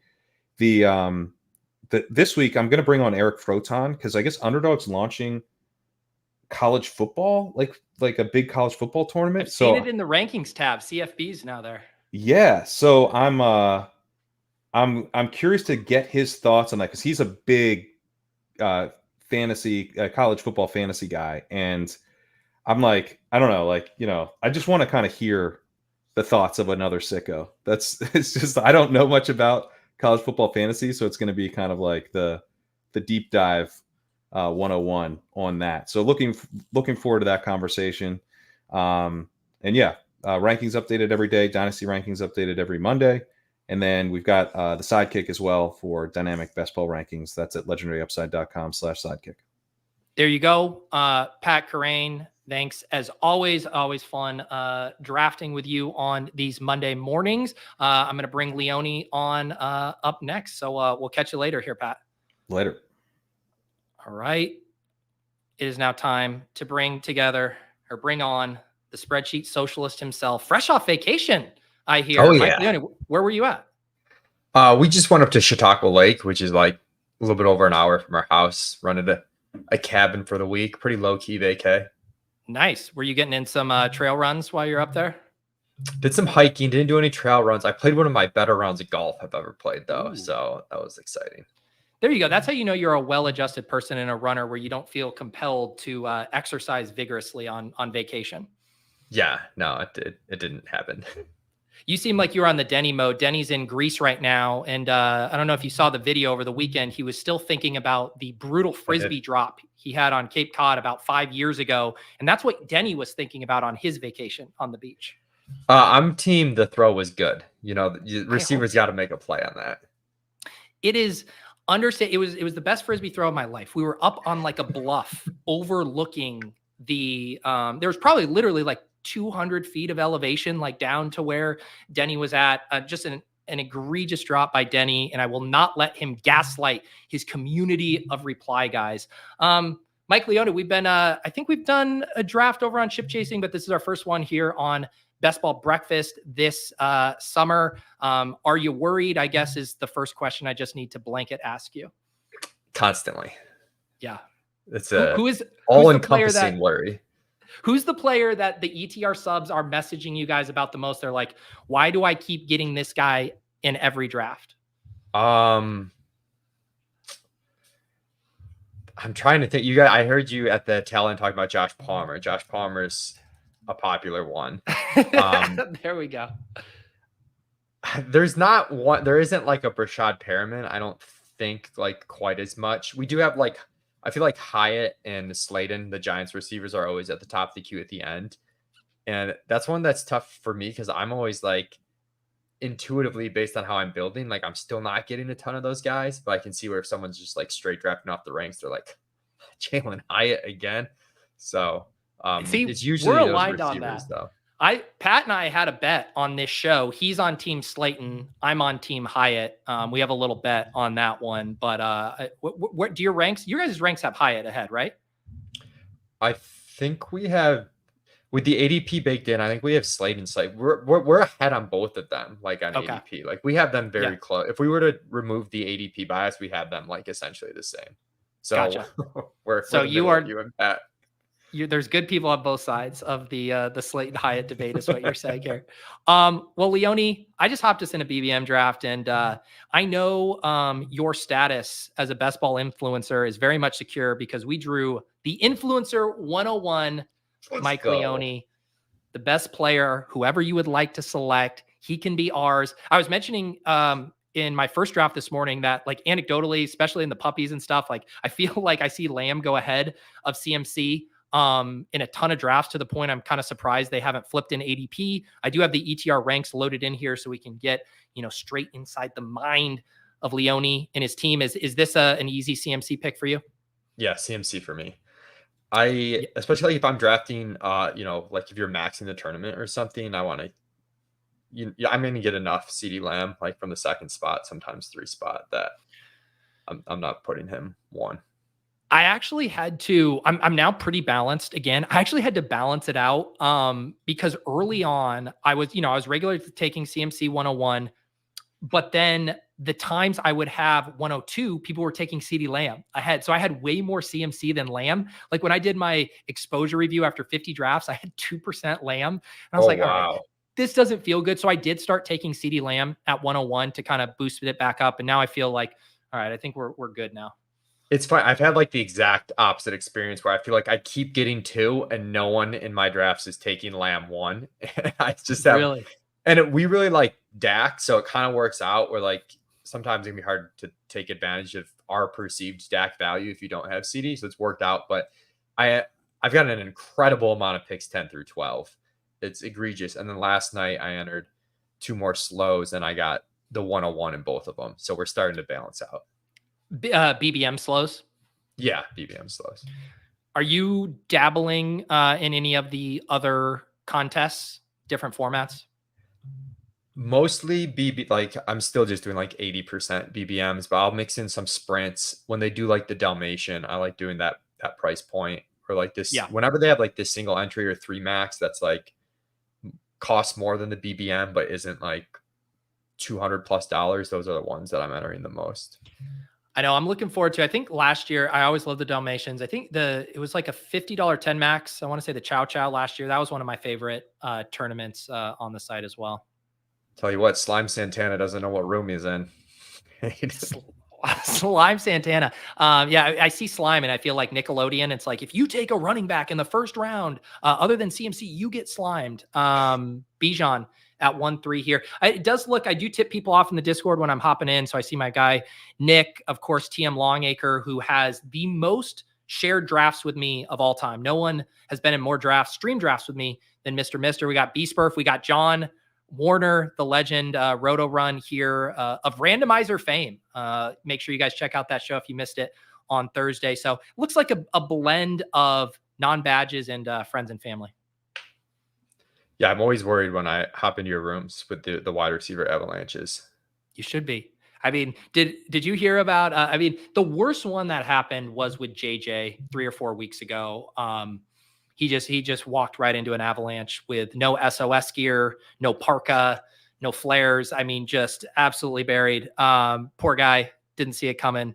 And now he's in a beef with David Kitchen. And so like things have really been rough for JJ on his start to becoming a best ball bro. It's a tough scene out there. Did you getting under your skin? It's not good. Did you see the Kitchen in JJ beef? I saw a little. I didn't have context, so I was just like, I don't know what's going on, but I would love to hear some more background. Yeah, Kitchen just made some pointed. Actually, what was so funny about the JJ beef emerging is Kitchen threw more shade at Dink on that episode, the infamous ship chasing episode from last week, than he did even JJ. But JJ was the one who kind of came out. I think Dink was at like a Taylor Swift concert, so must have missed it from what I could see. Dink just living his best life, watching Taylor Swift in Italy. Yeah. We are on the clock here. Evans, Barkley, Neighbors, DJ Moore, Metcalf here via ranks. What do you like? I like Evans, Neighbors. I think Same. pretty firmly here, especially understanding the room and that we have a running back. And I think I do like DJ Moore, but I think it's a tier break after these two. So yes. I love the Evans Neighbors here. I just don't think you can start, especially in a stream here, Barkley and CMC. I've been taking Barkley in the mid third when he falls, but with CMC, I like getting our two wide receivers there. And Evans and Neighbors give you two like backdoor opportunities for stacks if we end up in trouble later on. True. True. Yeah. Flexibility over here. I don't like the dimes one as much, but I've just noted, I'm not a big Cade Otton fan, but I've had him slip to like the 190s a couple of times. And I'm just like, at that point, an every down tight end that I can stack, like that's a pretty easy backdoor click. Oh yeah. I don't do a ton of Godwin, but any of the like Evans and then the Baker, the Otton, the McMillan and the Bucky, I love both the rookies. Like you said, Otton sliding. It's not like people chase Baker up. I would say that's kind of one of my favorite cheaper ones that if I can get it to work. Yeah, I have way too much McMillan early on. He's been the guy that I've been routinely clicking late.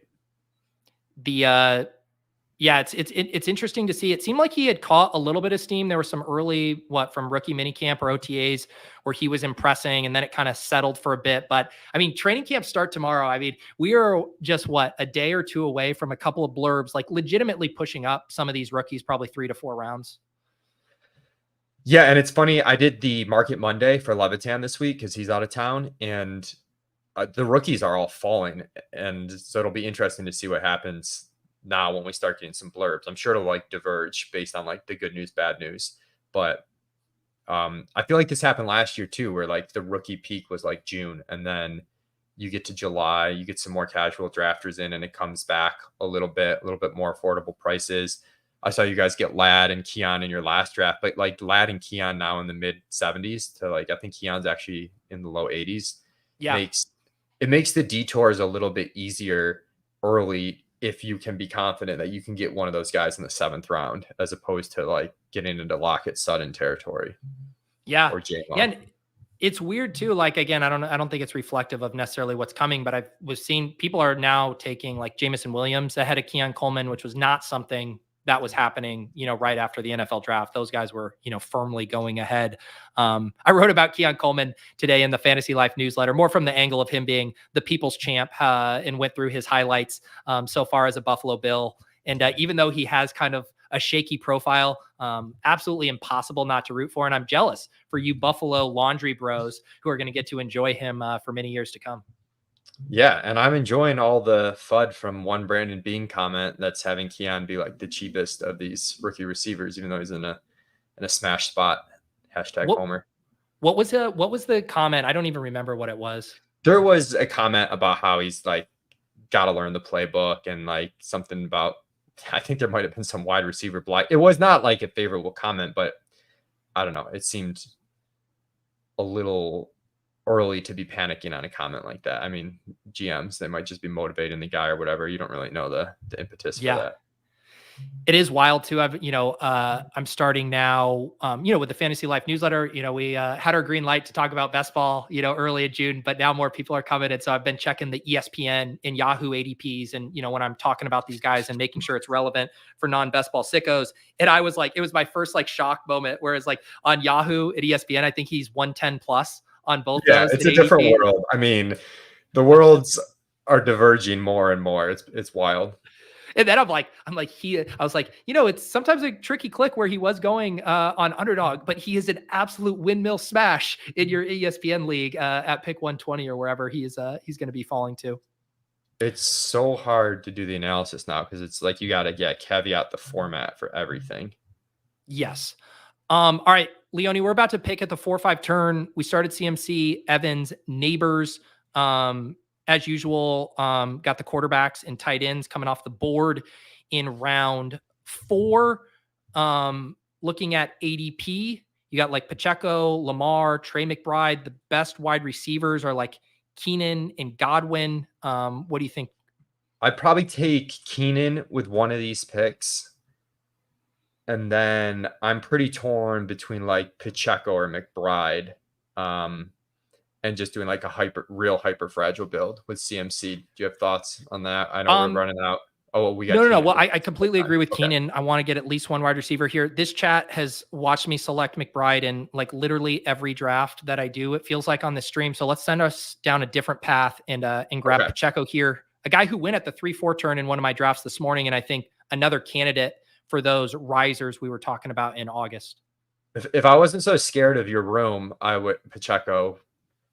I guess it's a non-wide receiver pick, regardless whether it's Pacheco or. And I think it's too early I do like Godwin quite a bit, but I think that's probably a little early for him. So we'll make it work. I did do an update to my manifesto, and I do think that some of the RB investment stuff is like so contingent upon how you build the rest of your roster. So like the teams that were still really good at wide receiver that built running back heavier rooms were still like kind of fine and very good and like comparable to 0 RB builds last year. It's just harder to like kind of tease out in the data because 0 RBs like such a niche strategy that it's like these teams clearly did good and the RB investment clearly did bad, but the RB investment encompasses so many like bad builds in it. You know what I mean? But yeah. I was saying too, I was actually, I got my producer, Tony, in the chat behind the hopper here, helping us out with production. But I was chatting with him the other day saying like the one side of the board where I actually really like my hyper fragile starts are with the CMC, where often it's like you get CMC, Achane, maybe Pacheco. I just like it on that side of the board. I feel like you can also capture that 6-7 turn where there's generally some wide receivers there. Whereas if you're on the opposite side, like if you're at 84, 85, you could get shut out. So I do like pulling it off with like mixtures of, CMC, Achane, Pacheco, maybe an ETN who falls. It does feel solid over here. Yeah, I agree. I got this non-badge. Is that Pepper Tony? Pepper Tony got a pretty good price on that Allen Kincaid stack there.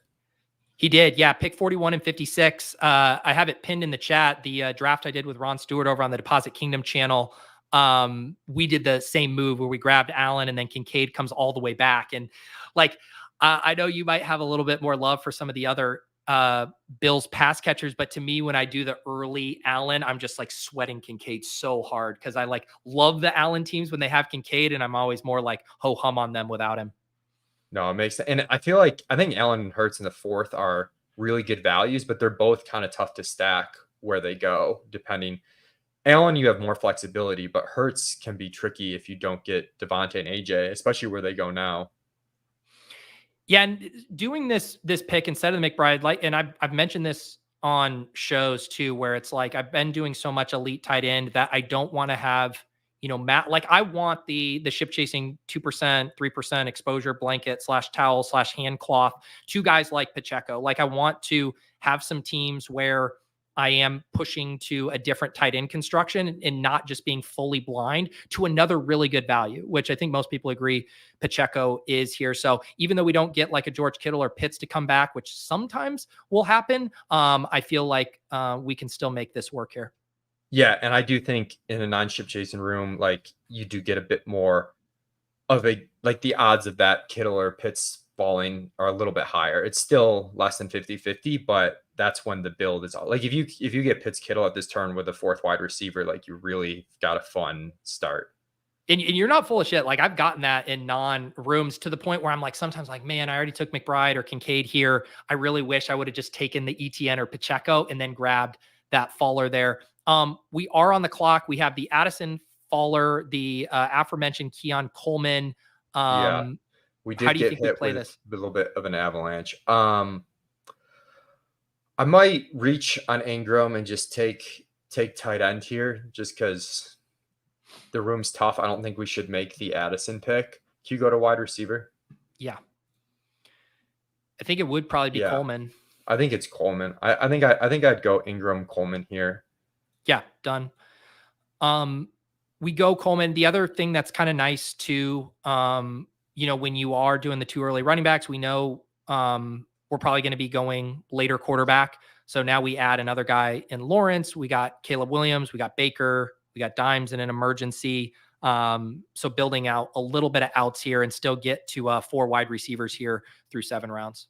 Yeah, this is probably going to be a 3 quarterback team. When you reverse engineer it, I almost think like Mixon wide receiver probably looks a little bit better than Pacheco, Coleman, but maybe not. I don't know. I do like Coleman though. Yeah, it's hard. And that is the exact dynamic when I have done this. And it's like, it's those 2 outcomes, right? You either get the like Kittle Pitts faller or say a wide receiver faller you really like. And it's like, holy cow, this came together perfectly. Or you get the run and you're like, yeah, I slightly prefer that other 2v2. But then it goes like, okay, if my portfolio is like 80-90% skewed to that early tight end wide receiver 2v2, it doesn't reflect my confidence that it's that better of a 2v2. Yeah, and I typically do like to take the gamble side of things just because when it does work out, it's such a good team that like I feel like I can, it's prideful, but I feel like I can make anything work. Like if I get sniped, that I want to take my chances on it falling perfectly, like at least put it out there. Whereas if you go the one way and you don't take that gamble, you just give yourself no probability that you're going to bank, the perfect 6-7 turn and have it really come together perfectly. Yeah. Yeah. And it is, I do wonder, it is kind of like guessing, these, I think most people agree some of these running backs, Pacheco, Henry, Barkley are going to push up. I am kind of curious what the more normie crowd does with the elite tight ends. I feel like you could talk me into them going either way. I think they're going to stay pretty normal. Mm-hmm. I think it's going to be pretty normal. I could see like I see Stroud falling a ton there to be Spurf. What's that pick? 83. Yep. Like that's a huge drop. His ADP when the contest opened, I did the market Monday again, and I was looking at this, but it was like 47 and now it's like 67. Then you get him at 83. I think he was one of the more overvalued guys, but I wonder if he like the trend starts reversing when we get more normies where they start taking like unstacked CJ Stroud at like pick 62 again. As opposed to now it's like falling. People are smarter, I think, with the value on him, and they're only taking him stacked. So that'll be interesting to see. I was so wrong on the Stroud stuff from just like how I thought the market was going to play. Cause I'm sitting here and I'm like, there's 3 stacking candidates early. How is this guy ever getting out of round 6? Like one of those guys is going to say, I'm dialing up this stack. And like you said, I think the sharper drafters have just all kind of implicitly colluded to push him down and see who gets the cheapest version of it. Okay. We get the 0 RB guys getting their running backs finally. Not a lot of wide receiver picks off the board. There's that comfy Josh Palmer pick just waiting for someone. I feel like Chekhov's Joshua Palmer after I made that joke earlier. CMC, Pacheco's our running backs. We got our 4 wide receivers, Evans, Neighbors, Keon Coleman, and Keenan Allen. Such a funny pairing there, like the Neighbors Keon with Evans and Keenan, the elder statesman, a good quad there. And then Evan Ingram at tight end. You're kind of in an interesting spot, I guess. Like Caleb Williams has been falling in drafts and is much later. So it definitely seems like a guy you could push there. Feels like what? Probably like a running back and wide receiver at this turn. Yeah, I think so. I think we're going to, unless, yeah, probably running back, wide receiver. We could get Swift to go with the Chicago stuff and hope Caleb comes back. That also lines up good with bye weeks, which I care about a little bit when we might only take 4 running backs here, 4 to 5. We're definitely not taking more than 5 running backs. My other consideration was, I don't know, maybe a reach on tight end and being done with it just because. Yeah, I don't even see anything. No, I thought Njoku went like 2 picks before. That was kind of the one that I was looking at. So I think I'd go like Moss and then favorite receiver. Yeah. Which it's Palmer like by our rank in ADP. So let's do Moss. Yeah, let's do Palmer. Gives us another stacking candidate. If we also get shut out, it opens up all of the New England backdoor stuff as well. And now I've covered the board because Pat and I took every non-Joshua Palmer receiver on the first one, and then I get Palmer on this one. So this is my hedge book here with Leone and Pat. I think Palmer too fits kind of these builds where you're not quite as crazy wide receiver heavy early. He serves a little bit more of a purpose, especially with the Keon Coleman rookie pick. That's a little bit volatile. But having Palmer, now we're looking for like upside when we're backfilling the rest of our wide receivers. Like we don't care about the projectable volume as much. Getting him in, that's our wide receiver 5, right? Yeah. Yeah. And same with, Zach Moss. I mean, Moss with Pacheco and CMC, I think, 3 guys we think are going to have a ton of early season touches. It does open us up for a pretty simple 4 running back build if we want it. Yeah, I think I messed up. I was thinking Moss or Swift with the Chicago stuff, but we go, Moss. You had said Swift initially, and then you said Moss when we were on the clock, and I've been like cooling a little bit on Swift. I've been clicking him a bunch, so I didn't mind going to Moss there. But yeah, I guess with the Keenan stuff, maybe a little bit more correlation boost there. I think I'm pretty 50-50 on those two. I think the raw ceiling for Moss is higher. Agreed. So. Yes. I don't think other than the just Swift with Keenan, nothing on Zach Moss that's correlated, but I do like him a lot. I mean, my thing has been, I've been just trying to click a ton of Moss and Brown, both at ADP. I love that backfield. I think there's going to be a big winner, and I wouldn't be surprised if even both of them could pay off ADP just staying healthy together. Yeah, I think that's a good call. I had taken a bunch of Chase Brown early. I've cooled off a little bit. I'm taking him at ADP now, but I was taking him before for a while. Was a little concerned looking just at some of the pass down roll stuff last year. I don't think was like as good as I had kind of perceived. So I got a little bit concerned there as far as like what his overall playing time is going to be. But in general, it's just, so someone there is going to be pretty valuable. And they both could provide value at their cost right now too. I mean, you're obviously hoping to bank one of them emerging. Yeah, Chase Brown goes here at 110. I have been kind of trying to bring my Brown stuff down by selecting more Moss and by selecting Brown at ADP as well. I see Beastburf with the Burrow too. I definitely get the appeal of pulling him up with the Burrow stuff. What was did you say you just refreshed more Manifesto stuff? Is that like brand new? I did it right before I left for vacation. I didn't really like promote it at all. Okay. I published it and went on vacation, but the update to the manifesto is done now. So I did some stuff with running back and wide receiver rooms and how they were constructed as like the third part of that. Is this behind the paywall, or is this publicly available? I think it's free right now. Okay. I don't know if they have plans to make it not free at some point. I'm pretty sure it's free right now. Okay. Things that I should know with my own content, but I just do the work and I let the I don't know if it's paywall. Not going to promote it. Drop the mic. Going on vacation. Mike Whoever Leone, reads bitches. it, reads it. Yeah. All right. We're about to pick here. Don't worry, this is a little streamer drama here. You know, I don't like to talk it through too much when we got a sniper like Mr. Mister here. Okay. Caleb Williams did go. I think Trevor Lawrence would be very nice. I mean, a Lawrence Gabe double tap feels pretty nice. You see something else? Yeah, I think the Lawrence Gabe double tap. Can you just sort wide receiver on ADP? Yeah. Maybe we'll star Lawrence just to make sure. Yeah, let me star Lawrence to get him in here. Yeah, star. It would be, you know, I haven't taken a lot of Gabe. It'd basically be, do you think like a Colts wide receiver or Williams are strong enough to try to push it or not force it? Yeah, I think it's Gabe.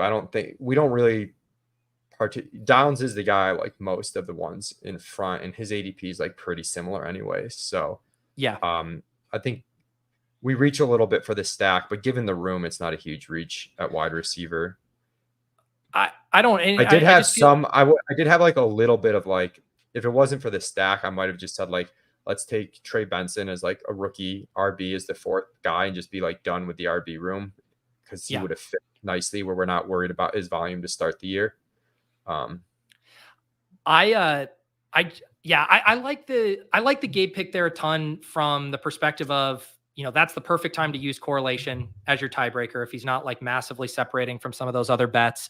And then on the Benson stuff, I mean, like Pat and I just got him at 130. I do wonder if this is an indication that he might continue to slide.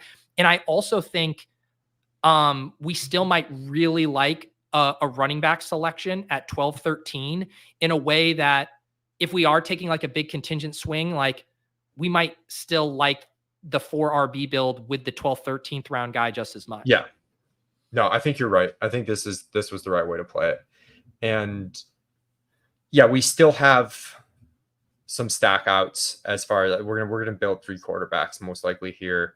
We're going to make up for, probably won't have like a huge stack of one team, but we'll have at least 3 singles, I think, most likely, with how this team's shaping up. Yep, we got that Jacksonville double stack now with Ingram and Gabe. We got Palmer, Keon Coleman, Keenan, Neighbors, Evans. So up to 6 wide receivers here, despite only 4 there initially. And then we still got our loaded running back room, CMC, Pacheco, and Moss. So yeah, this is how the kind of teams where how do you beat the teams that I normally build? It's like, well, you get a high-end QB1 or tight end 1 season from a Lawrence or an Ingram. You know, you have the running backs hit in such a way, and then you find 1 or 2 hits in these middle rounds, it's fun to think about, like, if those type of builds don't work, how do you beat those? Yeah, and sometimes in these wide receiver heavy rooms, I mean, you're a little bit at the mercy of what the room's doing, but I do think like the best way to play it is to like have like a minimum amount of high-end wide receivers that you're not totally washed out, but then like detour from there. And if you get caught behind that minimum, you're in a lot of trouble. But I think if you overly chase it, you just end up with teams that are very similar to like 3 or 4 other teams, and you're bypassing some opportunities to really differentiate and make your team better. Yep. What were did you have any other kind of big takeaways from your manifesto update? You said you were talking about how running back and wide receiver rooms came together. Yeah, there were a couple interesting notes. The running back rooms that were like in general, I split it up into 5 draft capital buckets for running back, and your advance rate was better the lower your investment was in running back, but it wasn't as extreme as last year. And then if you also looked at teams that took like only 1 running back early and were in that first bucket, ended up with like really good rates. So like the hero RB teams did really well if you kind of like tease those out. So it was hard to just look at it from just like running back investment without teasing out like how those rooms were put together, because the teams that just invested way too much in that first bucket really dragged down the rates. But the people that built really intelligently, that did like these kind of pseudo hyper fragile builds, had really good success. And those teams simulated well for the week 17 finals too. Those teams that's like 1 or 2 running backs early still got in that first or second bucket for wide receivers, and just didn't take too many running backs because they took 1 or 2 early. All right, we are about to pick here. We are now on the clock. Looking at wide receivers, by ADP, you have Pearsall with CMC, some other meat and potato options here. Running back, you're looking at like Kendre Miller or Ty Chandler, kind of the ADP range guys. What do you think? Yeah, I think I might go with like Chandler here. I think it's like a good bet and just be done. It's one overlapping bye week, but I think that's fine. We're not looking for him for early production. This is definitely a tough spot, though. The quarterbacks have gone a little earlier than I kind of thought they would in this room. Like we could have done Cousins, Mooney there, but I don't think that did a whole bunch for us. I might go like Pearsall or Burden or something. Just get a rookie wide receiver in this room. We've took a couple more projectable volume type guys. I think Pearsall fits well with this team, and it kind of extends the kind of polarization of you got your Evans, Keenan, Palmer, Gabe, and then you got your neighbors, Keon, Pearsall. And we're going to be able to have some of that early production from those veterans to just kind of sit on Pearsall as a contingent play, but knowing this team to win 1.5 million probably needs that unlocked at some point in the season. Yeah, I don't have much Pearsall overall. You can see our rank was worse than the ADP there. But again, you have to kind of know the room you're building. This is where I'll take him. Like, I need some upside at the receiver position, kind of done at running back.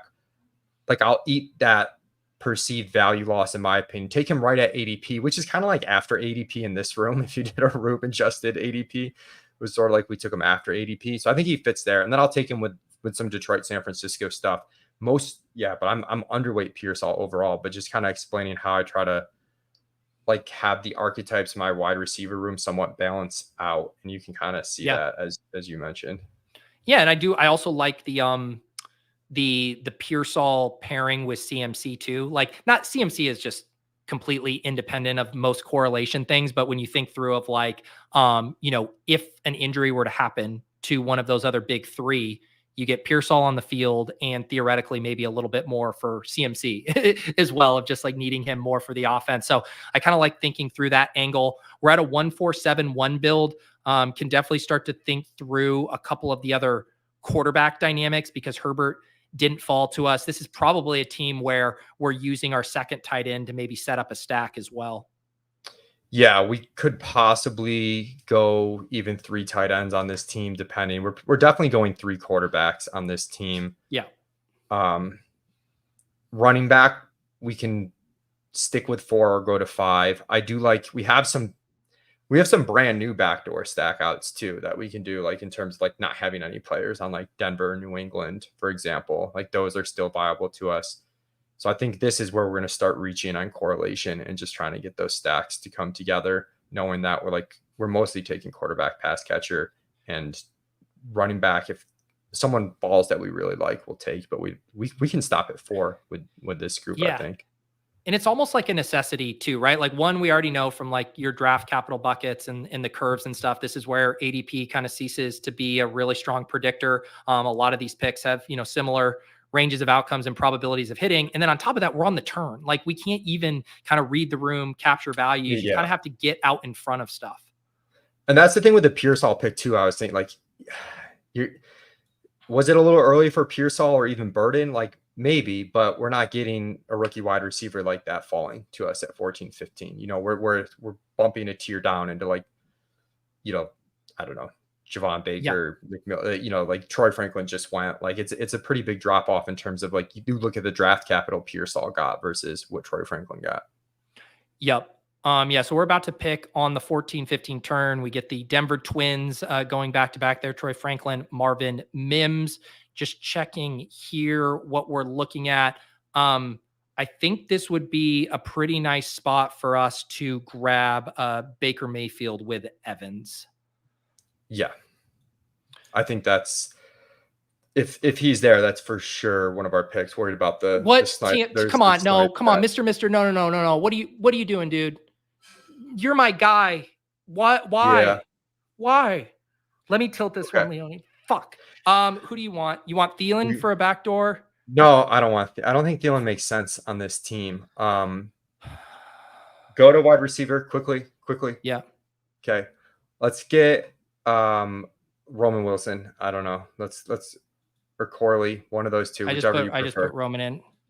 Well, I was thinking Mr. Roman if we like Mr. really emergency backdoored. Okay, we can't take a receiver here. We gotta go like second tight end here. We could have done the Geno Fant. We could have done Geno Fant while we were panicking. Do you want to take Chig and leave Levis up? I think we also could opposite. I think we could just take Fant and then just deal with our stacks. Like I think we're gonna Okay. be able to go dimes. Well, we're just gonna get snipes. I didn't want to like max out on our receivers yet. I guess is sort of what I was thinking there. Let's just take the value on Fant. That shouldn't have happened. Mr. TM Longacre. I'm looking at the, I try not to like jinx it. If he had Chris Godwin, I'm like, I'm not going to talk about Baker Mayfield. Unstacked No, it could make Baker there is just so gross. We're okay. Got to be nice to my YouTube members. No, they can't all be. They can't be all A pluses. Okay, we got to mix in some B minuses and run pure here on these drafts. I'm Guys, afraid to say anything after that snipe. I'm like shook on that one. I thought we were pretty clear, so I'm afraid to talk at all. I am. He had Rashad White, whatever. I'm over it. All right, here's the team so far. Trevor Lawrence at quarterback, 4 running backs, CMC, Pacheco, Zach Moss, Ty Chandler, up to 8 wide receivers, Evans, Neighbors, Keenan Allen, Keon Coleman, Joshua Palmer, Gabe Davis, Ricky Pearsall, and a panic Roman Wilson pick, tight end Evan Ingram and Noah Fant. This is deep wrestling. I had to, I got riled up in my first draft. Everyone was sniping my quarterbacks. Everyone just out to get me this morning, Mike. I just wanted to draft just a fun, clean, sexy team with you. It's not fun. It's not clean. It's not sexy. You know what's going to make this fun? Daniel Dimes and Justin Fields as our last 2 clicks. If we get sniped on dimes, I mean, there's going to be a lot of tilt. I mean, look, you know what? Maybe the gods will give us Geno coming all the way back. Maybe just one time they'll do it. They'll do it for us. How many BBM teams are you up to? I think I've got 34 completed, and then like another 15 or so ongoing. Yeah. You don't mind slow draft hell, right? That's something you No, embrace. I prefer the slow drafts. Yeah. I feel like the snipe city in the slow drafts is reduced, honestly, on the quarterbacks. I feel like I run into it way more on the fast drafts than I do in the slow drafts. Mr. Rizzer, you don't have to apologize. Just don't become a sympathetic character. Go full heel so I can then I don't have to feel bad about tilting. Just be an asshole. Just be a fucking asshole. Your name is a liar. That's what you're doing. Get out of my chat. Get out of my rooms. What's it like in BBM slow drafts? I have not done a BBM slow draft this year. Is it badges? Is it randos? It's more of a mix than you would think. I think in general, the slow drafters are a little bit sharp. Like you run into less people that are just donking things. Man, we could have gone Baker McMillan. I know, Mike. I know. Trust me, I was thinking about that. But I do feel like I don't know. It's just purely anecdotal, but I feel like I've been sniped on the QBs less. Whenever I do a fast draft, I'm like plotting it out. I'm like, there's no way this Josh Allen, Dak Prescott team is going to take an unstacked Tua, and then they do, and you're like, maybe I should have just taken Tua, like even though they shouldn't. Like maybe I should have just. It would given in. It would be a fun data set. I mean, I'm not suggesting you actually spend your time on this, but like of the like panic picks, so you would like splice them out by 2. You'd get rid of all of the panic picks that were the top ADP value because then just someone timed out and took the best. But like all of the other ones, and then see, like my thesis would be that quarterbacks would have been one of the more higher frequented panic picks of your like, I don't know who to take. I'll just get my stack like earlier. I'll just get this. I wonder if QBs do show up more there as panics. Yeah. What do we? I don't. Oh my god! I thought we were. Slime. I'm telling you, this team has. I think we just take Derek Carr and Jawan Johnson. No. Let's take dimes and a Giants receiver, and then okay. Or you think you think this Do you think both Russ and Fields are going to go to someone else here in this room? I don't think I've seen Justin Fields go at a single draft. So this would be the one he goes. This is where I force you To take high. to put. Yeah, that's fine. Did someone already take Slayton? Actually, you said they I were think he's back to back. gone. Yeah, someone already took him. Like, this is the kind of sick, twisted world we live in. Why Slayton is off the board in the 16th round? Whatever. Okay, so we got 2 double stacks. That's right. Let's be positive. 2 double stacks. Correlation. Not the prettiest QB room we've ever seen. We call this the hero Trevor Lawrence build. Okay. Leone, paint me a picture. It's week 17. Keenan Allen and Noah Fant are exchanging 60-yard touchdowns. You know, Keenan Allen, famous yak monster. Noah Fant doing what he did for Liam and BBM2, just shipping it for him. I can see it. Deebo Samuel has a foot injury. Ricky Pearsall's forced into action. He goes 102, and then CMC just does his normal thing. Yeah. In a 45-3 rout of the Lions. No other Lion does with no touchdowns for the Lions. Your internet cutting out as you paint this dream scenario feels like a bad omen. Oh boy, am I still cutting out? Am I back? Am I out? I think that's just where we're at today on Best Ball Breakfast. Oh no. Come back. Hey. Oh no, it was Warner who had. Of course, Warner was the one who took Darius Slayton. Can you hear me? Am I back or no? You're clipping right now. Everything's heading downstream here for us. If you're new to Underdog, while we wait for our guest to come back, promo code Pete get you up to $250 deposit match. Oh no, is he back? Can you hear me? Are you back, Leone? I think so. Okay, I got you. There's a giant red light on my router, which doesn't seem great, but I'm wired. I'm not Wi-Fi. Okay. Oh boy, there's one domino has fallen. All right. How much of my week 17 picture did you get?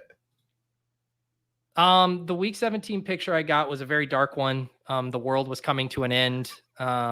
It was a catastrophe. It involved you know that scene in what is it, The Dark Knight, when the field opens up and everyone's falling into it? That's what happened to our giant stack. So we gotta take Hines Ward with the last pick, outrunning the bombs into the end zone. Yeah, exactly. All right, final pick, Leone here. I'm gonna recap this team so far. So we got a 2-4-9-2. We got Lawrence, Daniel Jones. We got CMC, Pacheco, Zach Moss, Ty Chandler. We got Evans, Neighbors, Keenan, Keon Coleman, Joshua Palmer, Gabe Davis, Ricky Pearsall, Roman Wilson, and Jalen Hyatt. And then our tight ends, Evan Ingram and Noah Fant. Dude, you know, in hindsight, I wonder if would you ever do Cousins without London and Pitts? Like, we had that Cousins Mooney and we could have backdoored Rondale. Would you have ever done that? On this team, yeah, because desperate times call for desperate measures. In any other normal situation, absolutely not. In this one, okay. Oh yeah, that would have felt like a life preserver. What is that wide receiver room? Oh, welcome to drafting with me. It's perfectly cromulent. Everyone hates their team. At least everyone's in this together. I'm tilting the internet. People say your audio is fine. Maybe it's on my end. That could definitely be. What a heel turn. I've been Everybody's gaslighted into thinking my internet's down. Is this I don't even want to say, is this the pick we think it is? Are you asking me or chat or Slime Santana? Yeah, we'll see what Slime Santana does here. Odell, no Dobbins, is this a Justin Fields windmill? Come on down. We landed the plane. We absolutely did it. Although it's so funny to like Leone, we drafted I got some of the Leone wide receivers on this team, some Gabe, some Palmer, but then to draft like two of the sketchiest quarterback picks at the end of the draft, and Daniel Jones and Justin Fields. We set up so much flexibility too, and the quarterback runs were weird. Like they went really late with like the Stroud group went really late, but then the next group felt like they went early, like Herbert, Caleb. Yeah. I thought for sure we were going to get like, I didn't even consider Caleb at that turn where we would have had to take him like 15 spots ahead of ADP. And then I was like, maybe we could have taken like a naked Jaden Daniels. I don't know. I really felt like one of the quarterbacks would have. I guess Lawrence technically did, but it was a tough QB room. I was expecting the wide receiver avalanche, was not expecting the QB stuff to be so difficult. Yeah, that has been a theme for the drafts this morning. All right, I'm going to do a final rundown of this team and then get Leone's thoughts here. Trevor Lawrence, Daniel Jones, Justin Fields, Christian McCaffrey, Isaiah Pacheco, Zach Moss, and Ty Chandler. Shout out Hyperfragile. Wide receiver Mike Evans, Malik Neighbors, Keenan Allen, Keon Coleman, Joshua Palmer, Gabe Davis, Ricky Pearsall, Roman Wilson, Jalen Hyatt, and then tight ends Evan Ingram and Noah Fant. Final review here, Leone. All right, we're not gonna sugarcoat it. It didn't go perfectly for us, but at the end of the day, we got 2 double stacks in there. These hyper fragile builds, if you hit on them, are pretty powerful in the playoffs. There's a lot of data to back that up, so I'm pretty comfortable with those picks. I think the wide receiver room's honestly okay. You get 3 wide receivers in the first 37 picks of the draft. That's your base. Throw in a couple safe guys who are going to see the field in Palmer and Gabe Davis. And then you've just got like 4 or 5 year 1 and year 2 guys. You can take those extra players because you've only taken 4 running backs. I think that's okay. The real problem here is the QB room, which, I mean, it is what it is. When you're finishing the draft with Danny Dimes and Justin Fields, things didn't go great. The Baker Mayfield snipe really hurt. Like, I think if we had Baker instead of Justin Fields, and then we have like Addison instead of Fant, like I think this team's like totally fine. For sure. Yeah. I felt like we were cruising along there. And because I think you can make the argument too, I think Ingram and Noah Fant's good as a 2 tight end build. You could have probably made the case that if you had a luxury pick, that you could have gone a 3rd tight end as well. Yeah. That's where the Roman Wilson panic was. Yeah. No, I agree with you. If we had gone Baker, Addison at that turn instead of Roman Wilson, Fant, you can take a 3rd tight end later. But then we had to, it was smart to take Hyatt as part of that stack, as opposed to a 3rd tight end once we were in the position we were in. Yeah. And we had already kind of reached for Evan Ingram. So we are playing him as an elite tight end this year. So I think draft capital wise, Ingram and Fant is fine. Leone, let the people know, obviously you got the updated manifesto. You guys got updated ranks. Is that daily at ETR? Yeah, we've got ranks for like everything. They're updated. We update the ADP each day, and that's baked into the ranks, but we're really kind of constantly tweaking throughout the day. Like Jordan Addison news breaks, like we're making adjustments there. So I always suggest to people to refresh the ranks before you enter a draft, upload the latest version. Dago also is constantly updating tiers, which helps sometimes put the rankings in a better context as far as like when you can reach on certain positions ahead of our rank versus other positions, and based into a little bit more game theory of how the drafts are actually like going. So that's super helpful too.